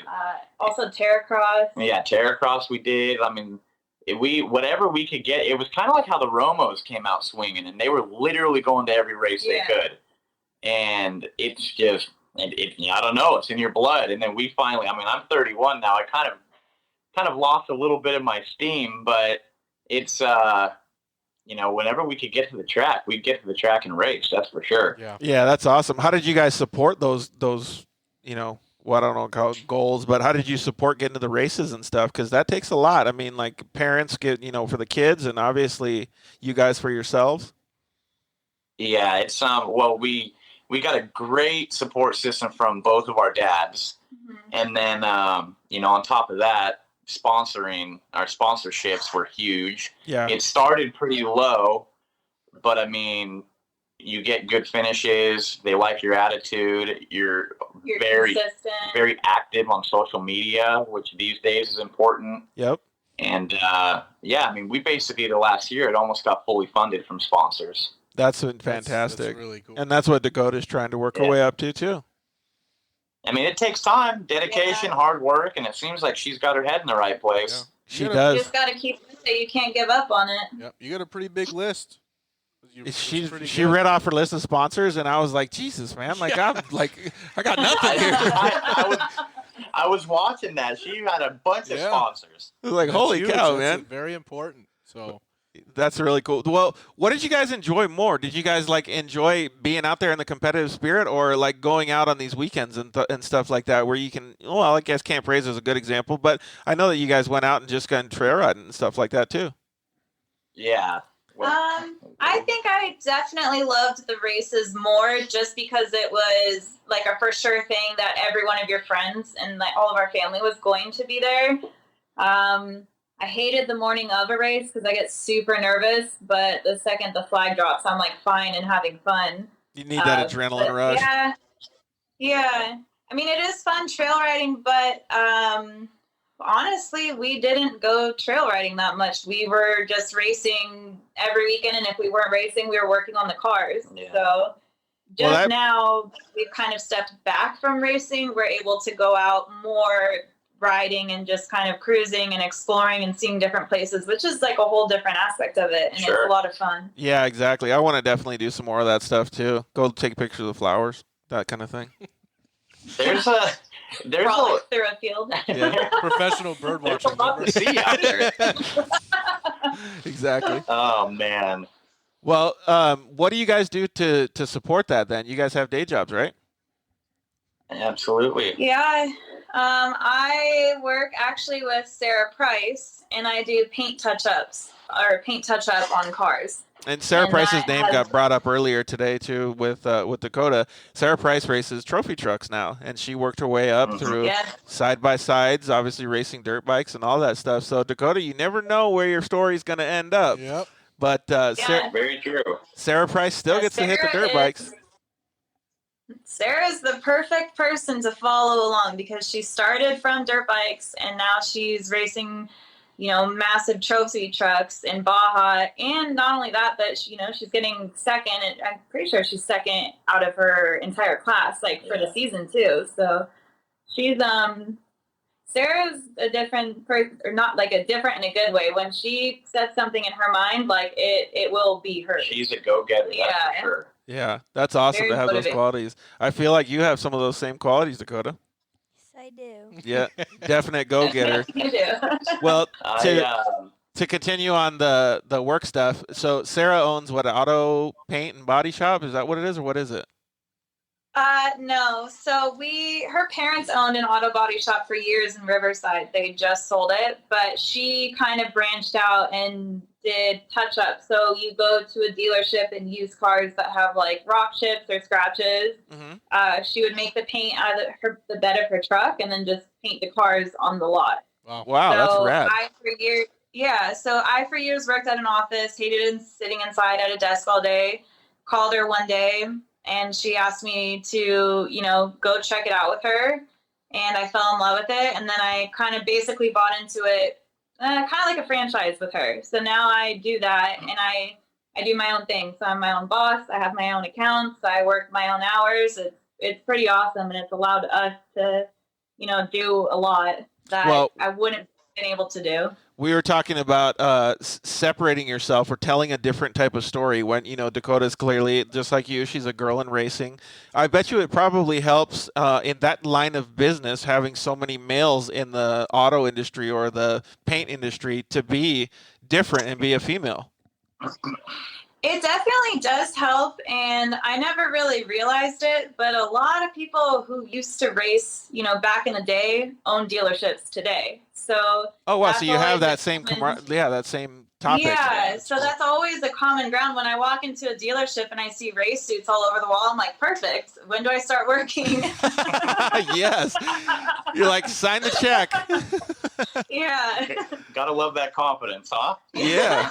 Well, no, that's awesome. That's what's propelling her to win races and to win at work, too.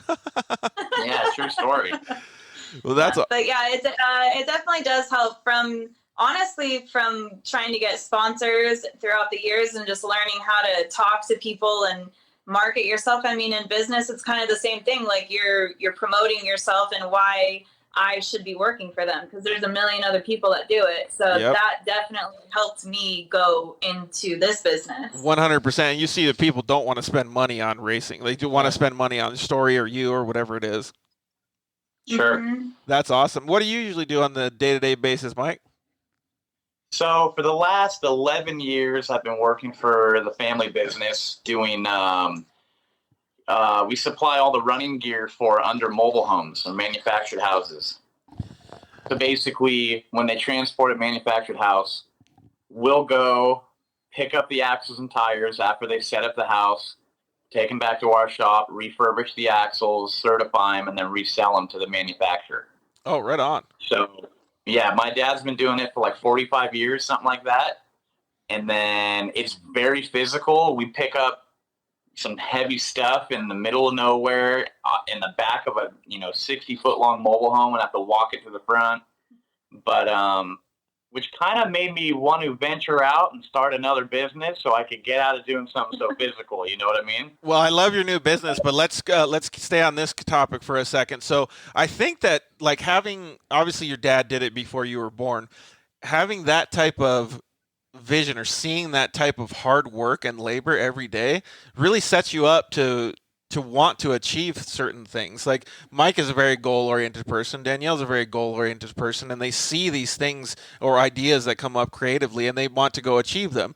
But they were taught that at an early age from, their parents and stuff like that. And obviously he's not scared to get his hands dirty. And so having that on a day-to-day basis, it's kind of like one of those things like a need for change, but now you have the necessity and the work ethic that you can go and do these things. Exactly. And to be honest with you, to try to follow the work ethic that my dad carries he's an animal.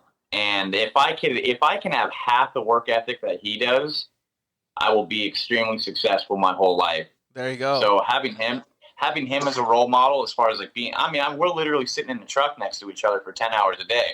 Sure, there are some times I want to, kill him, but it's he's a damn good guy to model after as far as work ethic and running a business in general.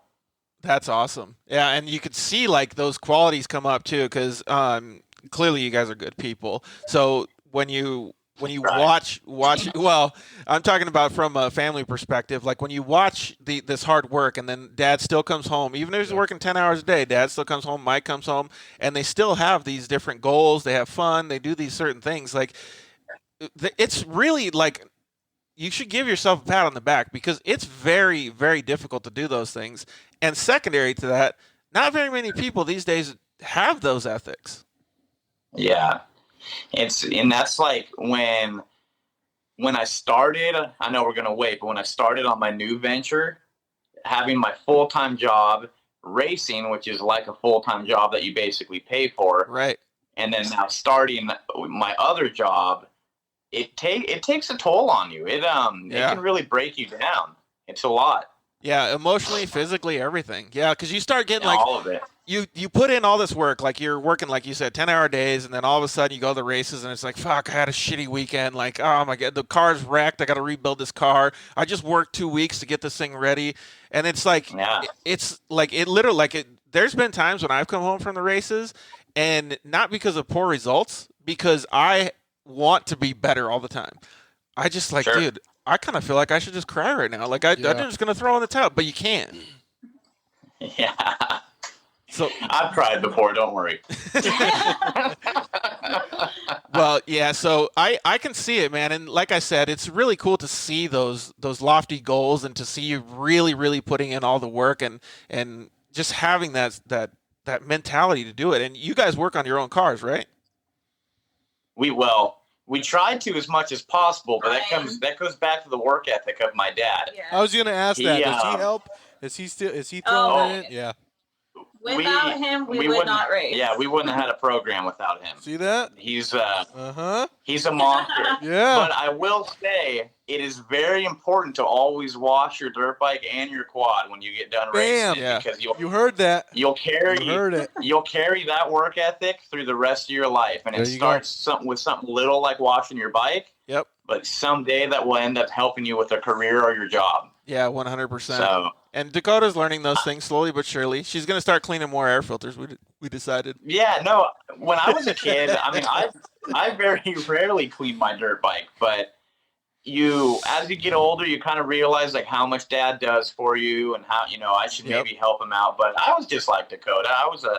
I was ready to have some fun, didn't want to clean the dirt bike. I was the same exact way. Yeah. I don't know any kid that doesn't want to do anything but just ride. No, exactly. I'd ride for like hours at a time. My bike would run out of gas. I'd push it over to the truck. My dad would fill it up, and I'd be back on the track. Yeah, exactly. And then we get home, and I want to go play with my friends. I remember a couple first times that, like, we went to the dunes. Like, I think that the quads shut off maybe like 15 minutes during the day. And we were just even if the parents were like just sitting down in camp drinking, we were just at the track, cruising the whole time. Countless, endless energy. Yep. And who knows how those quads kept running. Like, my dad must have helped. I don't have any idea, but that was pretty cool. Well, that's awesome. So I know that you got some fun stuff that you want to talk about, but do you guys have any like racing goals or any plans like to go out on trail rides and stuff? Because secretly, one of the things that I wanted to do was take the Unicorn out and meet up with you guys and go trail riding in California. Well, one of these days we need to. As far as the racing stuff goes, it's kind of, with everything going on, we've really slowed down with it. But with that being said, with all the work putting into our regular day jobs, if we can go out in the trails and have fun for a day or two, like, sign us up. We'll go do it if we can make it happen. Yeah, Cody's been getting me jealous. They just had a dune trip last Tuesday, and I was just like, oh, man, it looks like it would be such a relief to get out there. Yeah, man. It's a different kind of freedom, like getting out in the desert with your friends. And I don't know. I mean, it's different. Racing is extremely fun, but there's a different kind of fun. You know what I mean? Yep. When you can go kick off your shoes, and my favorite thing is going to the dunes and wearing sandals and just walking across the sand, right? Yeah, that's all I do. I even wear those Uggs, man, when it's cold. Dude, you and your Ugg boots, man. Hey, guilty. I do the same thing, man. See, you so do many too? people. Really? Are you serious? So many people here are like, oh my God, what are you wearing? Dude. I'm like, no, man, you just don't understand. Don't knock it till you try it. He'll wear his Uggs with shorts on. I'm like, what are you doing? I do the same. Same thing. There they look guys, at dude. Woo! Seriously. Throw it down. I don't know. I don't know if Danielle feels the same way, but I'm just going regular dude style. Like, I'm just keeping it real. Hey, it gets super cold. I'm just going to leave the Cortezes in the dunes. Don't judge me and tell me how to live my life. That's right. That's right. So many people give me a hard time. Like, oh, here's Cody and his Uggs. And I'm like, what? I think one day when we were at the dunes, you said, it's way more comfy to drink beers. We still got a picture that actually somebody was like, asked me like what I did at the dunes, and I said, well, if you ever saw the taco walking around, he's like, dude, I think I might have seen you. And then I sent him the picture of you giving me a beer bong in the taco suit. There you go. So, you know what, George? You get yourself a pair of Uggs, you'll never go back. Yeah. I had a buddy just try them on the other night, and he was like, oh, and his face just lit up. I said, see? I said, just imagine like pillows for your feet. No sand is in your shoes anymore. You're just walking around. It's freezing cold. When you keep your feet warm, the rest of your body's warm. And his face just lit up. He's like, oh, my God. I like lightweight shoes, and they don't look heavy, so maybe. Oh, they're nice. I won't knock it till I try it then. I'll keep an open mind. Don't knock it till you try it. Because the more these people are starting to go to the dunes for their first, second, third time, they're like, what is going on? I'm like, see? They're everywhere. It's not just a female thing. They are everywhere. The comfort, There's man. no better scenario than being at a campfire wearing UGG boots with a cold beer in your hand. Dude, so nice. Even on the comments, Uggs for sure. See? Yeah. There you go. Mommy goes, Very Uggs cozy. for sure. Oh my gosh. Yeah, that's your well, mom. Yep. All And right, then but the others go if slip anybody on like there. has a lead into like getting sponsored by Uggs, maybe we can have the Dirt Life show sponsored Hey, by that'd be a Uggs. hell of a sponsor. Dude, I'm not that'd be. gonna lie, I cried. Oh, I couldn't even afford the real Uggs. I had to go buy bear paws. Was that like I got Walmart handed special? They're like the Awesome. Walmart cheapies, man. And I'm like, hey, whatever. Hey, if they work, They they work. work. Wait, They how much work. are they real Uggs? Like how much are you Like looking? $200. Nah, I'm not going. Yeah, I'll go They're Walmart. expensive. They're pricey. Insane. I just asked for Christmas. I asked Santa to bring them to me. Oh, they're. Oh, Oh, I'm either gonna have to ask Santa. I don't even know if I want Santa to wear. I might go Walmart, dude. dude, I'm telling you, it's so easy. Well, okay, Bear fine. Paws, I Bear might. Paws get the job done. See, she knows. Are they as Yeah. durable though? Because I'm kind of hard on shoes. I think they're better because they're so cheap and you could just toss them. Yeah, that's Like not I've bad. got Yeah. them soaking wet and just The American way of Especially life, throw it when you away. get to the desert and by like the fire pit, you always get like little ambers that go on. yeah. My wife's got the Buy, real. She's got the real Uggs, and I'm like, every time like it starts raining, I'm like, oh man, there's $300. Yeah. But- You got to buy 2 pairs of Bear Paws and have one on deck. So if the other yeah, one there it fails, is. Yeah, or you're drunk drinking tequila by the fire and somebody lights your shoes on fire. Oh, I remember one story, man. Somebody like passed out like too early at the campfire and his shoes didn't end up staying on. Oh yeah. So poor guy. Well, yeah, I'm stoked. I'll definitely have to see what Oh, man, they're great. what size shoe do you wear? Maybe I'll try yours. 11s. Oh, perfect. There we go. Now I don't have to there go you buy go. them. God, I'm Look so at this. cheap. We're making magic. See, And you realize I'm just a cheapskate, so. he's gonna get out there and be like, no, I don't need to go anywhere. I'm just gonna hang out by the fire with my Uggs on because it's so comfortable. So yeah, that actually brings up a good point about the dunes and the camaraderie and stuff. So last, I don't know if it's Camp Razor, but last time I went to the dunes, I didn't even bring a car. I just went to hang out. No, I wasn't there that There trip. you go. I wasn't there. I just went to chill. Like I was just by the campfire, help Yeah. people work on their cars. I, Yeah. help fix stuff. And then, a couple people were just like, "Hey, I'll take my car," and I went out and rode it and stuff. So I got to drive other people's cars. It was actually like kind of like an eye-opening experience because then I saw like I got to drive a turbo car. I got to drive all these different things, and it was kind of cool just to have that and to see other people wanting me just to have fun was like, dang man, like everybody is just like it Absolutely. blows my mind how cool they are. Yeah, seriously. Everybody just wants to have a good time, and they want whoever's there to have a good time with you. Yeah, exactly. Where do you guys live in Southern California? We're in Irvine. Oh, okay. Irvine, okay. Right on. Yeah. Yeah, so I've been getting the itch to kind of come out to California. I want to go vacation out there, but I miss my sister and stuff, and she lives out in West Hollywood, and I lived out in California for a good duration of my life, so I've been getting the itch to come back and hang out. And Dude, come on out. yeah, it'd be cool to come out there. I got to wait till the unicorn's back up and running, but once she's good to go, we can go rip. How is the unicorn doing? It's fine. It didn't get damaged or anything. We broke a shock. That was it, so got scratched up a little bit. What kind of shock was on it? Uh-oh, here we go with the Walker Evans plug. No, it was a I was just lining it up. it was literally just a stock shock. All I did was put some different valves in there, and some springs on it. But Gotcha. I'm telling you, like I've never had like a shock brand sponsor or anything. But when I had those walkers on that Polaris RZR, what was it? 2015. I had a red RZR that I was racing when I was part of the Jeremy and Jason. Wolfpack? Yeah, Jeremy and Jason's Wolfpack program. Those things were so good. Like they were really They're good. So good. Yeah. And they had different technology. Like I don't know anything about the internals of shocks or anything, but they had like needles or something in them. Like It's funny. They get, whatever stock shock is on a car, they get a lot of grief from people, but it's like they have to do so much to get the shock as affordable as possible to sell a mass amount that yeah, and no matter what car you buy, you need to get a tune-up on them, and they'll be great. I don't know. Walker. I've only ran walkers, and I've won 2 championships on them, so they'd be doing all right with me. yeah, exactly. I remember one time at the UTV World Championship, like I actually did better with stock shocks off a 4-seater, like cruising through the like the poker run and stuff. They were way more compliant than what the race shocks that I had, and they were bone stock springs and everything. So those walkers were Wow. killing it. Yeah, and it was just a 4-seater was kind of nice to have out there because the wheelbase, but it was still like I couldn't believe how good they worked. Yeah, they work really well. If they're tuned up right, man, they're unbeatable. That's for sure. Dude, they were on the 4. I'd never even touched the clickers on those ones. I got it from a dealership and just went. That was it. Just cruising, yeah.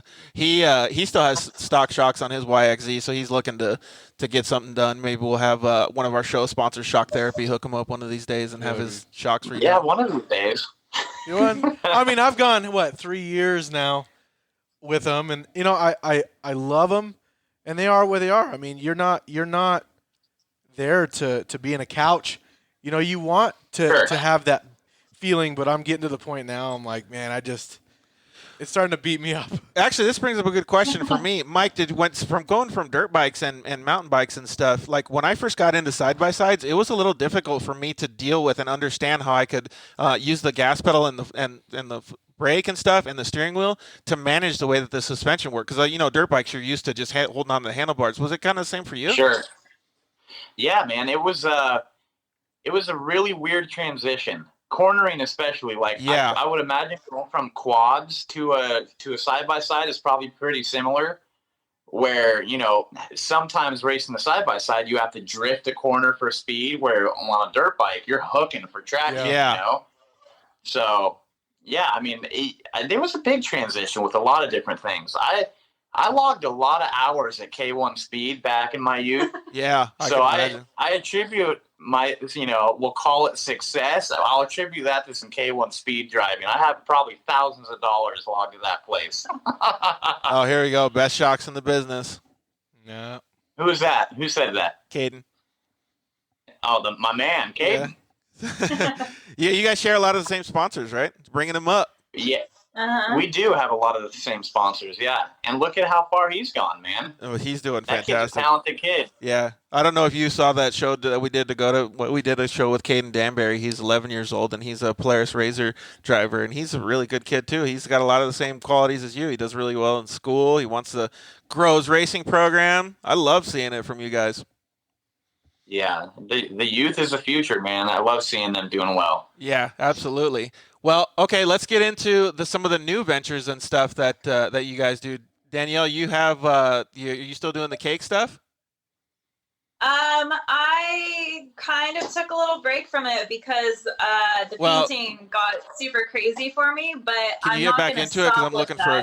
Can you get back into it? Because I'm really looking for some sugar-free cake. Hardcore. I can make a unicorn cake. Can you do it sugar-free? Because I need sugar-free. I can make it sugar-free. I've done gluten-free. I've done vegan. So she posted some pictures of the cake she made. I don't even know if I'd be able to eat them because it's like a Picasso. Just put it on top of your fridge instead of in the fridge. Dude, I don't know. It's it's decorated so nice. Man, yeah. it's just gonna stay there forever. It's one of those things at the wedding that the bride's always like, oh, I don't know.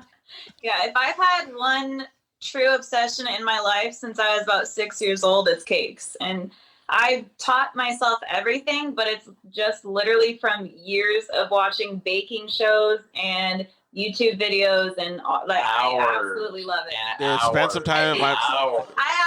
You look at our DVR, and it's like every different variation of a baking show that you could possibly find. My sister wants a cake for her birthday, Caden said, so it looks like you're gonna have to get back into it. Sorry. Oh, for Remy? Yeah, I got that. Caden said. So, one of the coolest things I like about, food in general is, clearly I like tacos, but now I found this thing, mini tacos. Mini tacos are they're little fried tacos. Is that the one you posted a while back? I was like, where the heck did you find these? It literally blew my mind. Yeah. I had the unicorn emoji with the blowing mind. That was me. So when I saw that, I was thinking well, I like appetizers. I like bite-sized food. So my thing is I want cupcakes, but I want little mini cupcakes, like 2 bites. The little ones. Yeah. They sell. They have those. Is that way harder to mini make? Cupcakes, or even cake pops. It's like that big. Yeah, they're the little you ones. Just eat it in one bite. Dude, I'd be so into those. Yeah. Just little snacks, and then you could try all the different flavors. Next time I go to the doctor, man, you're gonna get your first pair of Uggs. You're getting into cake pops. We're making growing progress up. I love unicorns. I mean, who knows, dude? Where's this going? Well, basic beat did we just here. become best friends? Yep. We just We might have. we got episode 8 now. We're on that new that new transitionary period. So you're growing. Uggs. All kinds of new stuff on episode 8. Oh, great. All right. Well, hey, you guys got any more stuff to bag on me, or should we just continue? I'm sure we might think of something. I don't know. Good. Well, yeah, so I still think that I know you had to take a break from the cakes, but I still think it's a great idea. Like, I honestly think that that's, like, a really cool thing. And I think that it's cool that it's your passion, too. Thank you. Yeah, it definitely is my passion, and that's something that's never going to go away. I'm just kind of trying to set myself up right now so that I can eventually just do that full time. That's sweet. That's really cool. Well, the last thing we're going to talk about is Mike's thing, but before we do that, I wanted to personally, like, I don't know, from the bottom of my heart, thank you guys for putting your razor underneath Brett at the UTV World Championship. That was absolutely, obviously, a life changer for me, having that happen. It was one of those things where the world just kind of aligns together. Yeah. But, whew, it's difficult for me to say, but I really, really, like, I don't even know how to say thank you because I know you guys didn't meet it, but fuck, thank you. Absolutely. It's one of those things, like, whatever you believe in spiritually, that situation, the way that everything lined up, I mean, there's a reason for that, like, it was off a whim that we were just kind of having some issues with the racing stuff. And we're like, you know what, as you know, Brett Carpenter is one of the best human beings on the planet. Yep. And so we immediately were like, dude, let's let Brett race the car. And it's crazy how just everything kind of unfolded the way that it did, and yeah. If he wasn't there, we don't know what the hell would have happened. Yeah, and that's the thing, though, is like that's what I'm saying. You can't make these things up. Like, it's just, I don't know. Like, again, you said spiritually. Like, I don't know if I believe whatever. Like, it's just happened. Like, and it still amazes me. And for the people that don't know, that haven't watched the show or anything, Brett Carpenter was in his first UTV race in one of Mike and Danielle's Polaris razors, and at the UTV World Championship in April this year, I got hit by another racer, and I broke a lot of stuff in my face and had some major head trauma. And he showed up. We're still not sure of the exact timeline, but between a minute and 3 minutes after I was, injured, and took care of me. He stopped his race. He got out of the car. He saw what was happening, and he took it upon himself to help another human being.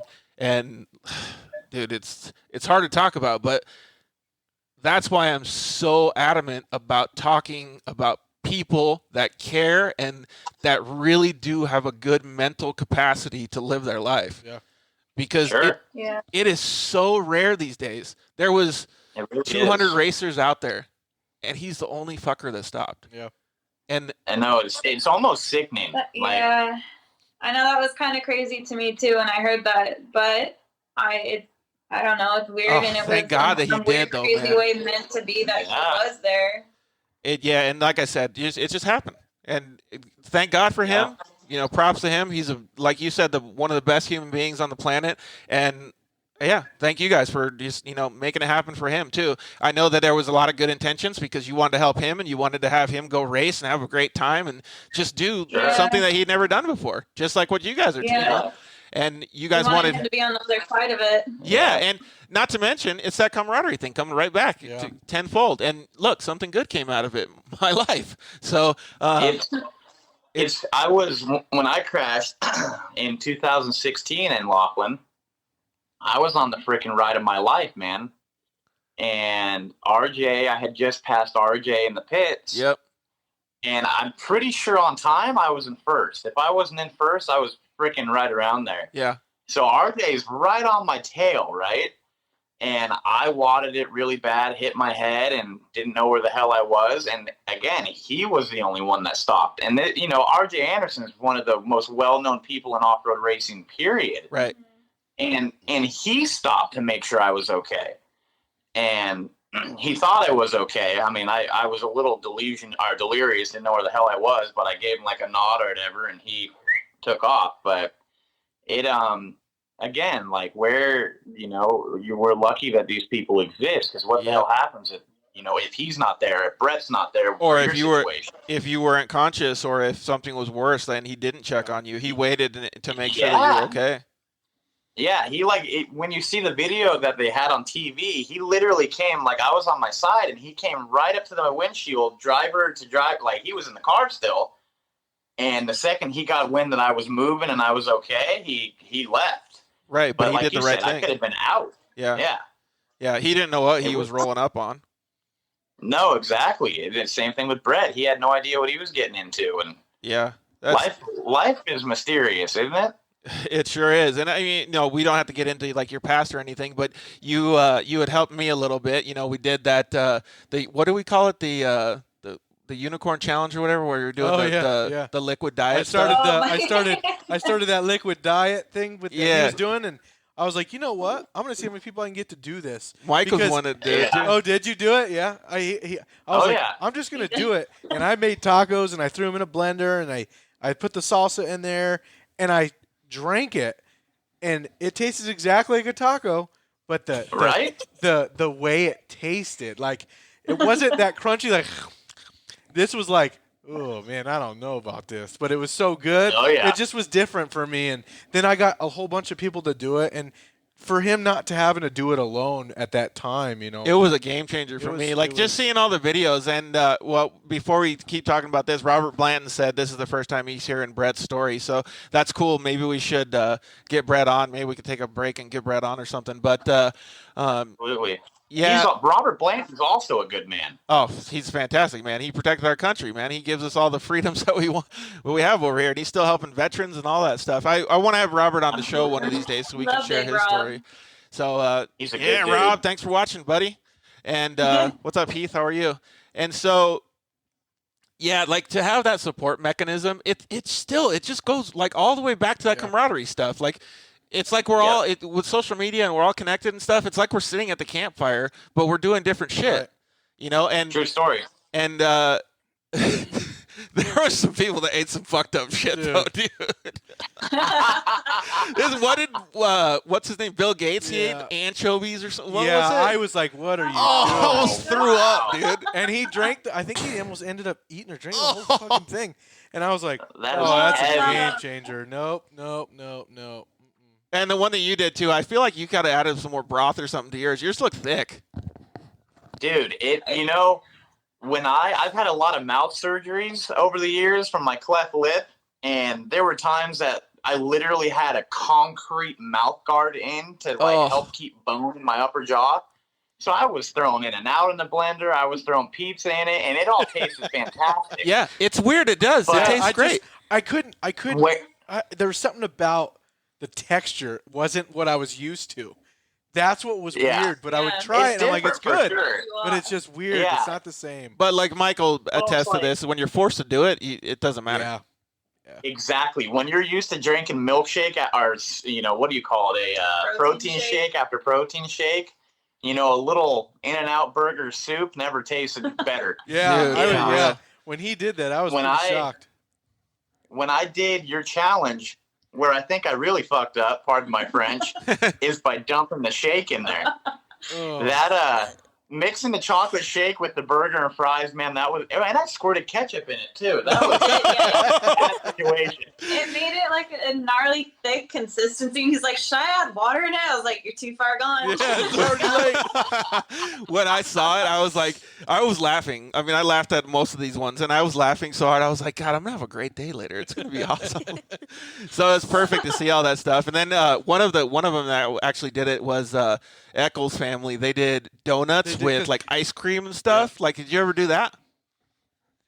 I did do ice cream. I never did donuts before. I love donuts though. His whole family, the kids and everybody, they enjoyed it, man. It was great. It was pretty cool. Man, I'm a sucker for a donut. I love them. So and Dee makes cakes too. Maybe that would be a really bad waste of a nice cake though. Oh man. Dude. God, that would have been good though. It would have been good. Maybe we'll do it for your year anniversary. A There liquid we cake? go. A liquid cake, dude. Isn't that called a Liquid cake. smoothie? I'll make you the most No. beautiful cake, and then And we'll you get can like blend just, it up and yeah, drink we'll just it. be able to just Dude, you can throw it in there. How much you want to bet something like that would go viral? Because they'd be like, dude, look at these assholes. They're wasting this cake. It's destroyed the cake. Oh, my God. I mean, it's Dude, gonna get eaten we can make regardless, so a what cool does it video. matter? Just have Danielle holding it like, oh, and then just smash it in there and like ah! Drink it up. Yay.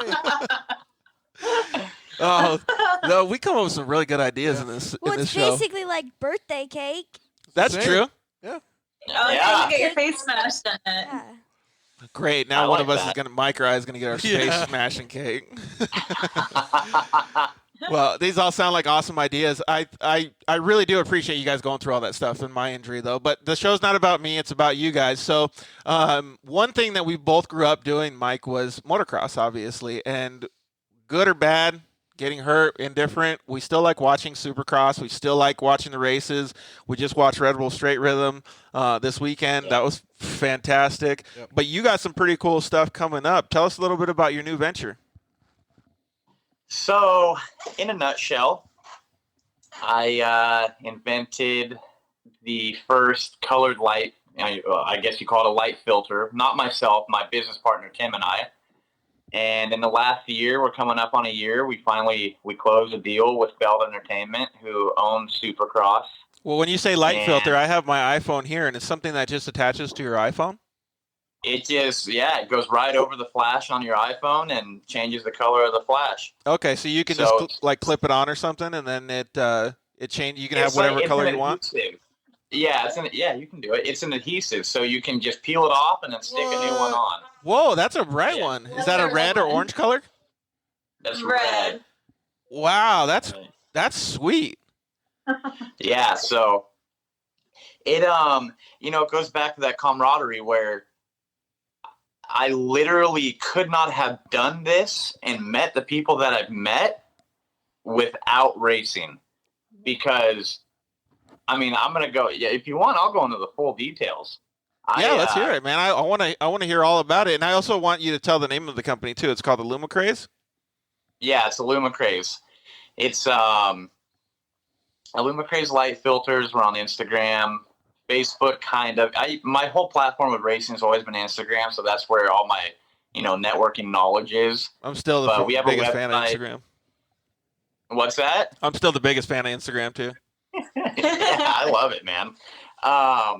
But yeah, so going back to like my racing stuff, I used to have to hunt for sponsors. Yep.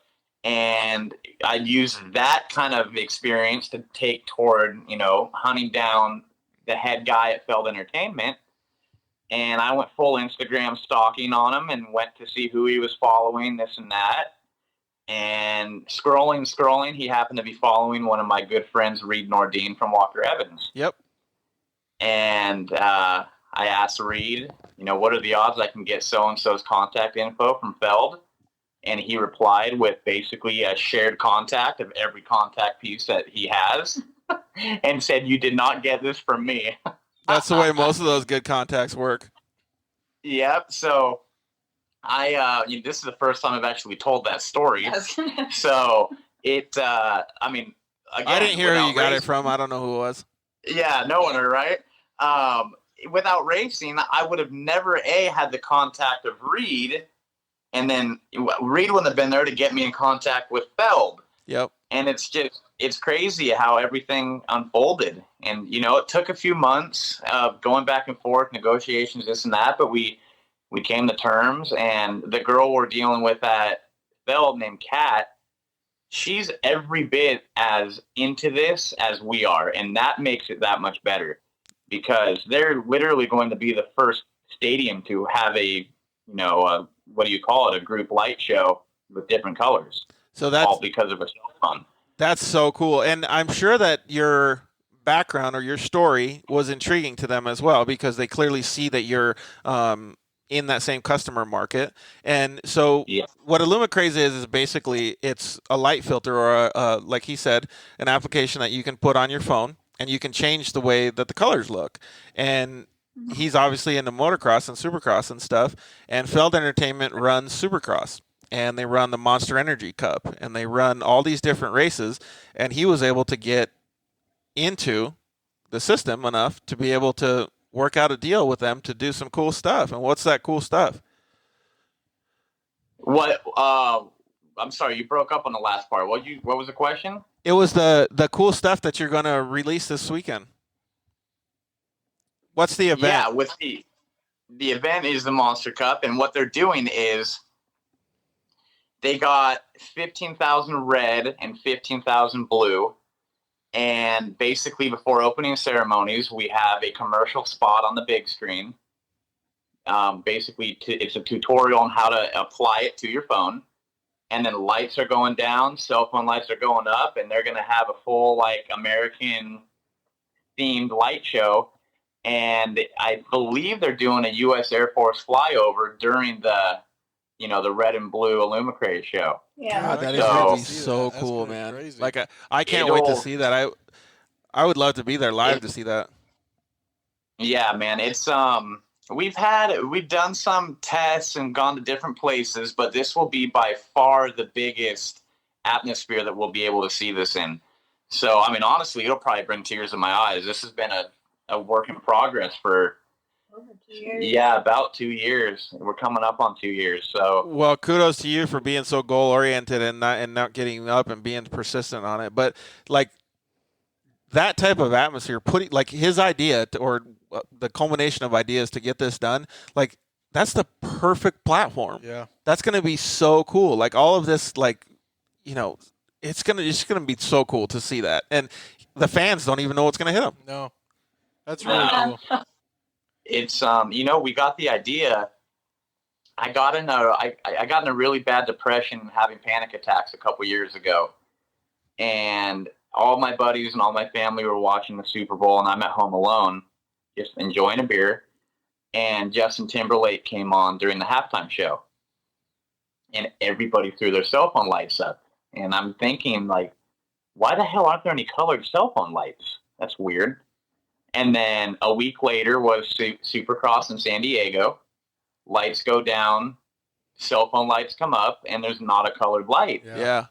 And so, and you know how usually you have these fun ideas and you tell your friend, like, hey, dude, think about this invention, right? Post-it notes. I didn't tell anybody. And I wish I'd been in Post-it notes. But yeah, I didn't tell anybody. So one of my best friends, Tim, he's a mechanical engineer at King Shocks. And he was at Supercross when I was.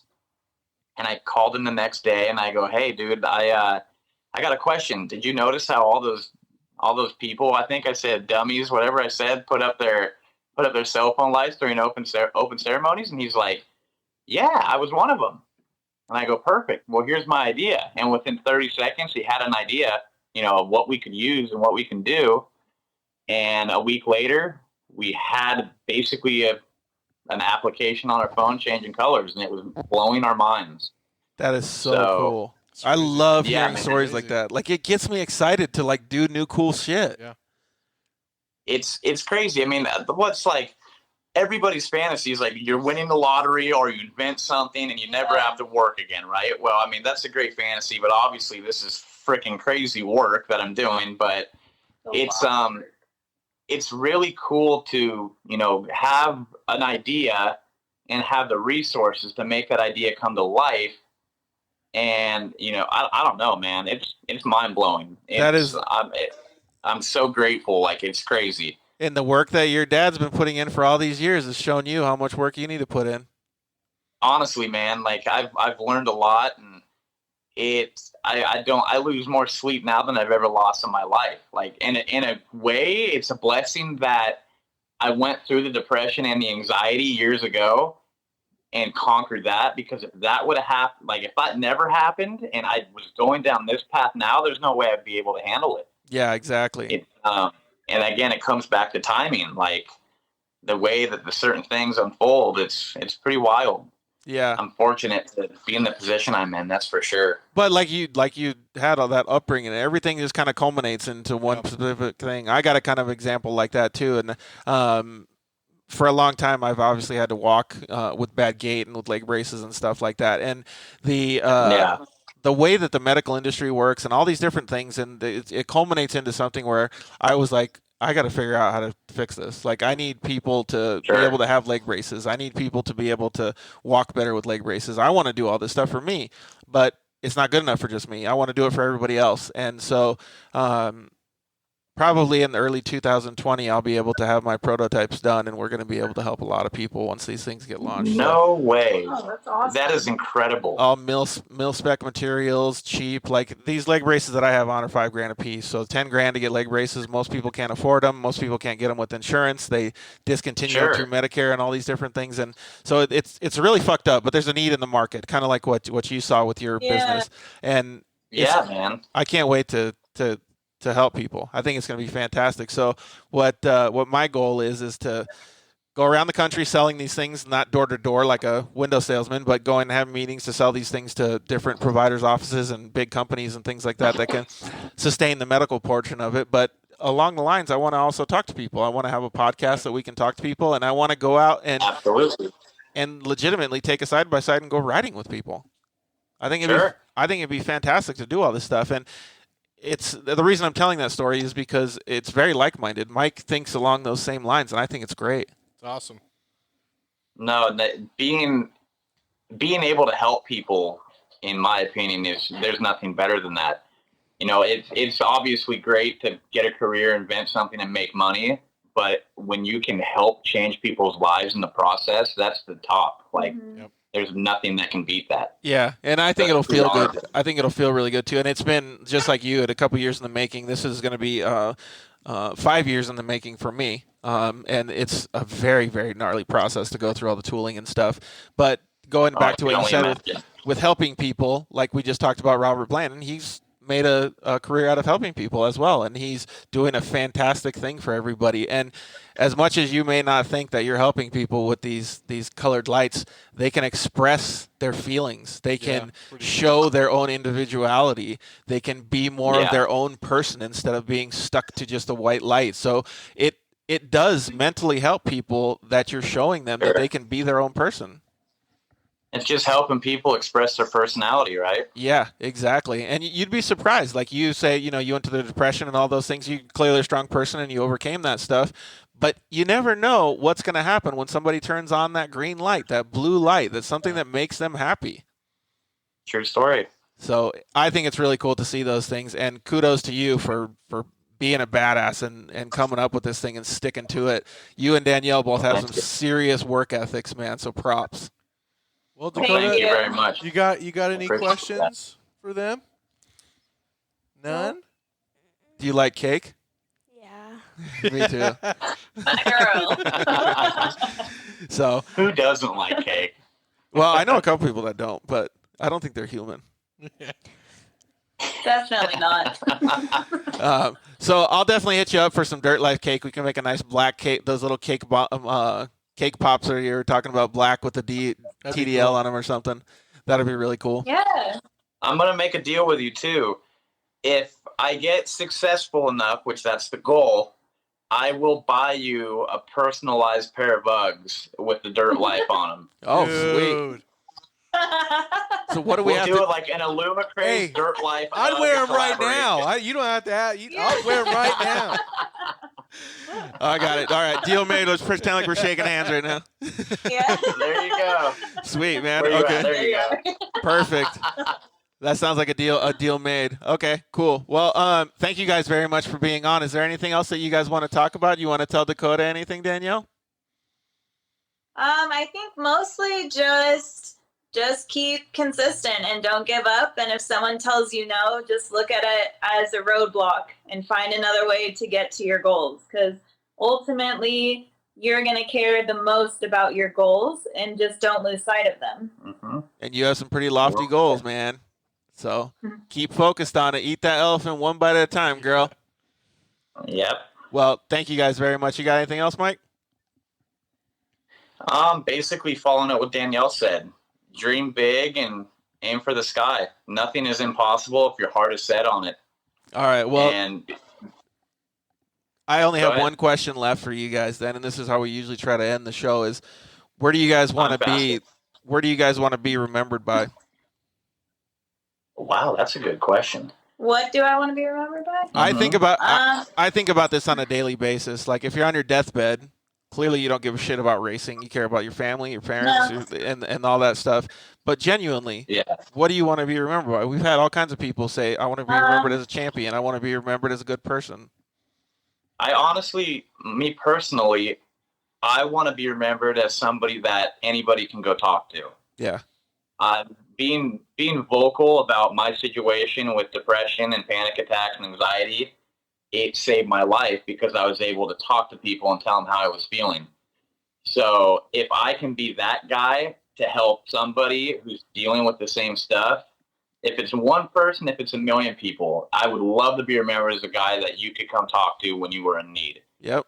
I agree with that. Well, before you answer, Danielle, I couldn't agree with what he says more. And not because I wanted the exact same thing, but because I want to do that exact same thing. And right now I'm a peer mentor for the Barrows Institute. I help people with spinal cord injuries or brain injuries or whatever it is. And I'm a resource for them to be able to do that. And every time I do that, it genuinely makes me a better person. Seeing what these people are going through, hearing their story, trying to help them, it really gives you a sense of being humble. It gives you a sense of reality, and it gives you a sense of love and caring for the human race. Like, it really does. And I think that's fantastic that Mike thinks that same way, too. Yeah.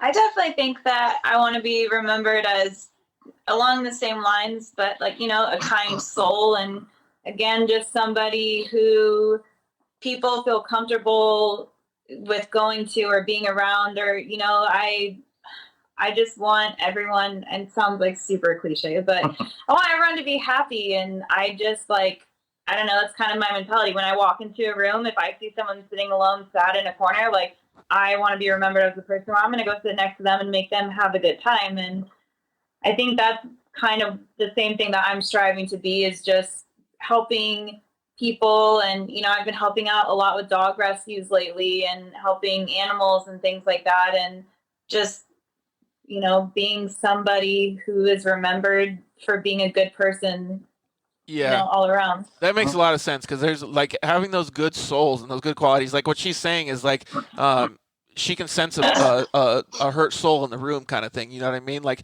and she probably does it without even noticing. I bet you she goes into some of her clients' offices or whatever, and maybe just brightens up somebody's day, you know, and maybe it did have an adverse effect. Maybe they didn't have depression that night because they had a good day. You know what I mean? And those types of traits make a big difference on humanity as a whole.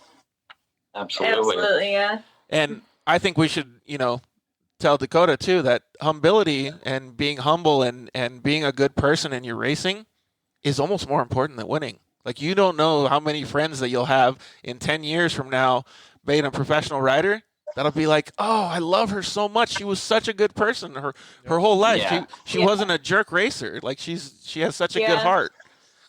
So people aren't really going to remember what race you won, what race you didn't win, but they are going to remember if you got off the track and gave them a hug, or if you helped them when they broke down, or, you know, if you're always there and supporting them. That's what people remember. Absolutely. And sponsors pick up on that too. Exactly. yeah, 100%. That's a really good thing. So maybe, you know, your dad teaches you a lot. Maybe you teach him, you know, that, Dad, I just want to be a good person. Let's just do it. Dad, I washed your truck. Ooh. You didn't even know. There you go. Dad, I washed your truck for you. Be a good person and make us tacos. Hey, don't feel bad. I don't think I've ever washed my dad's truck. Awesome. Yeah, that is really cool. Well, thank you guys very much. Like, it's really cool to see this thing. Like, I love being able to see the behind the scenes and get to know the people that are out there on the track doing really cool. battle, being Really badass. Like, you know, you look up to people for what you see, but do you really know them? Now we get a good little glimpse of these fantastic people that we're talking to. So thank you so much for being a part of us. Well, Thank you so much for having us. Yeah, thank you for the kind words. Yeah. No problem. Well, unfortunately, we didn't get to talk to Brent. Let's both call him tomorrow, send him a nice text message. He's a badass dude. Yeah. Shout out to Brett Carpenter. Yeah. Shouts out. So Brett's a good dude for sure. Well, we love you guys, and thank you so much for being on the show with us. Love you too. Have a good night. Thank you so much. We'll see you later. See ya. Well, that was a pretty good one, huh? That was I like that. I'm really liking this, talking to and hearing their backstories and where they're going and what their goals are. And Yeah. it's really, really cool. It really is like mind-boggling to me to see like these things happen Yeah. with people. Like everybody has their own story. Dakota's building her story right now. know. Like I can't wait. What if we're still doing this in 10 years and we're going to hear like all of the different successes and all of the different things that she's gone through, all of the different experiences she had with her family, and it's just so cool. Like it is, and it all goes back to why we started the show. Like the Dirt Life. That's giving people so much awesomeness in their life. I love it, man. Well, thank you for everybody that watched tonight. We love all you guys. Keep sharing it, keep commenting, keep liking it. Show as many people as you can. We want to get this show as big as possible for you guys. We love talking to you guys, and we love sharing all of these awesome stories with our guests with you guys. Thank you, Dakota, for coming in. Thank your dad for coming in. Thank you to all of our sponsors, Shock Therapy, Rigid Industries, Soldier Racing Products, Fuel Wheels, and, of course, Solder Weld. We really appreciate it, guys. Thank you so much. We will see you guys next week. Love you. You've been listening to The Dirt Life Show with George Hamill and Cody Sanders. No desert tortoises were harmed during the production of this episode. However, a cat threw up and somebody shot a duck.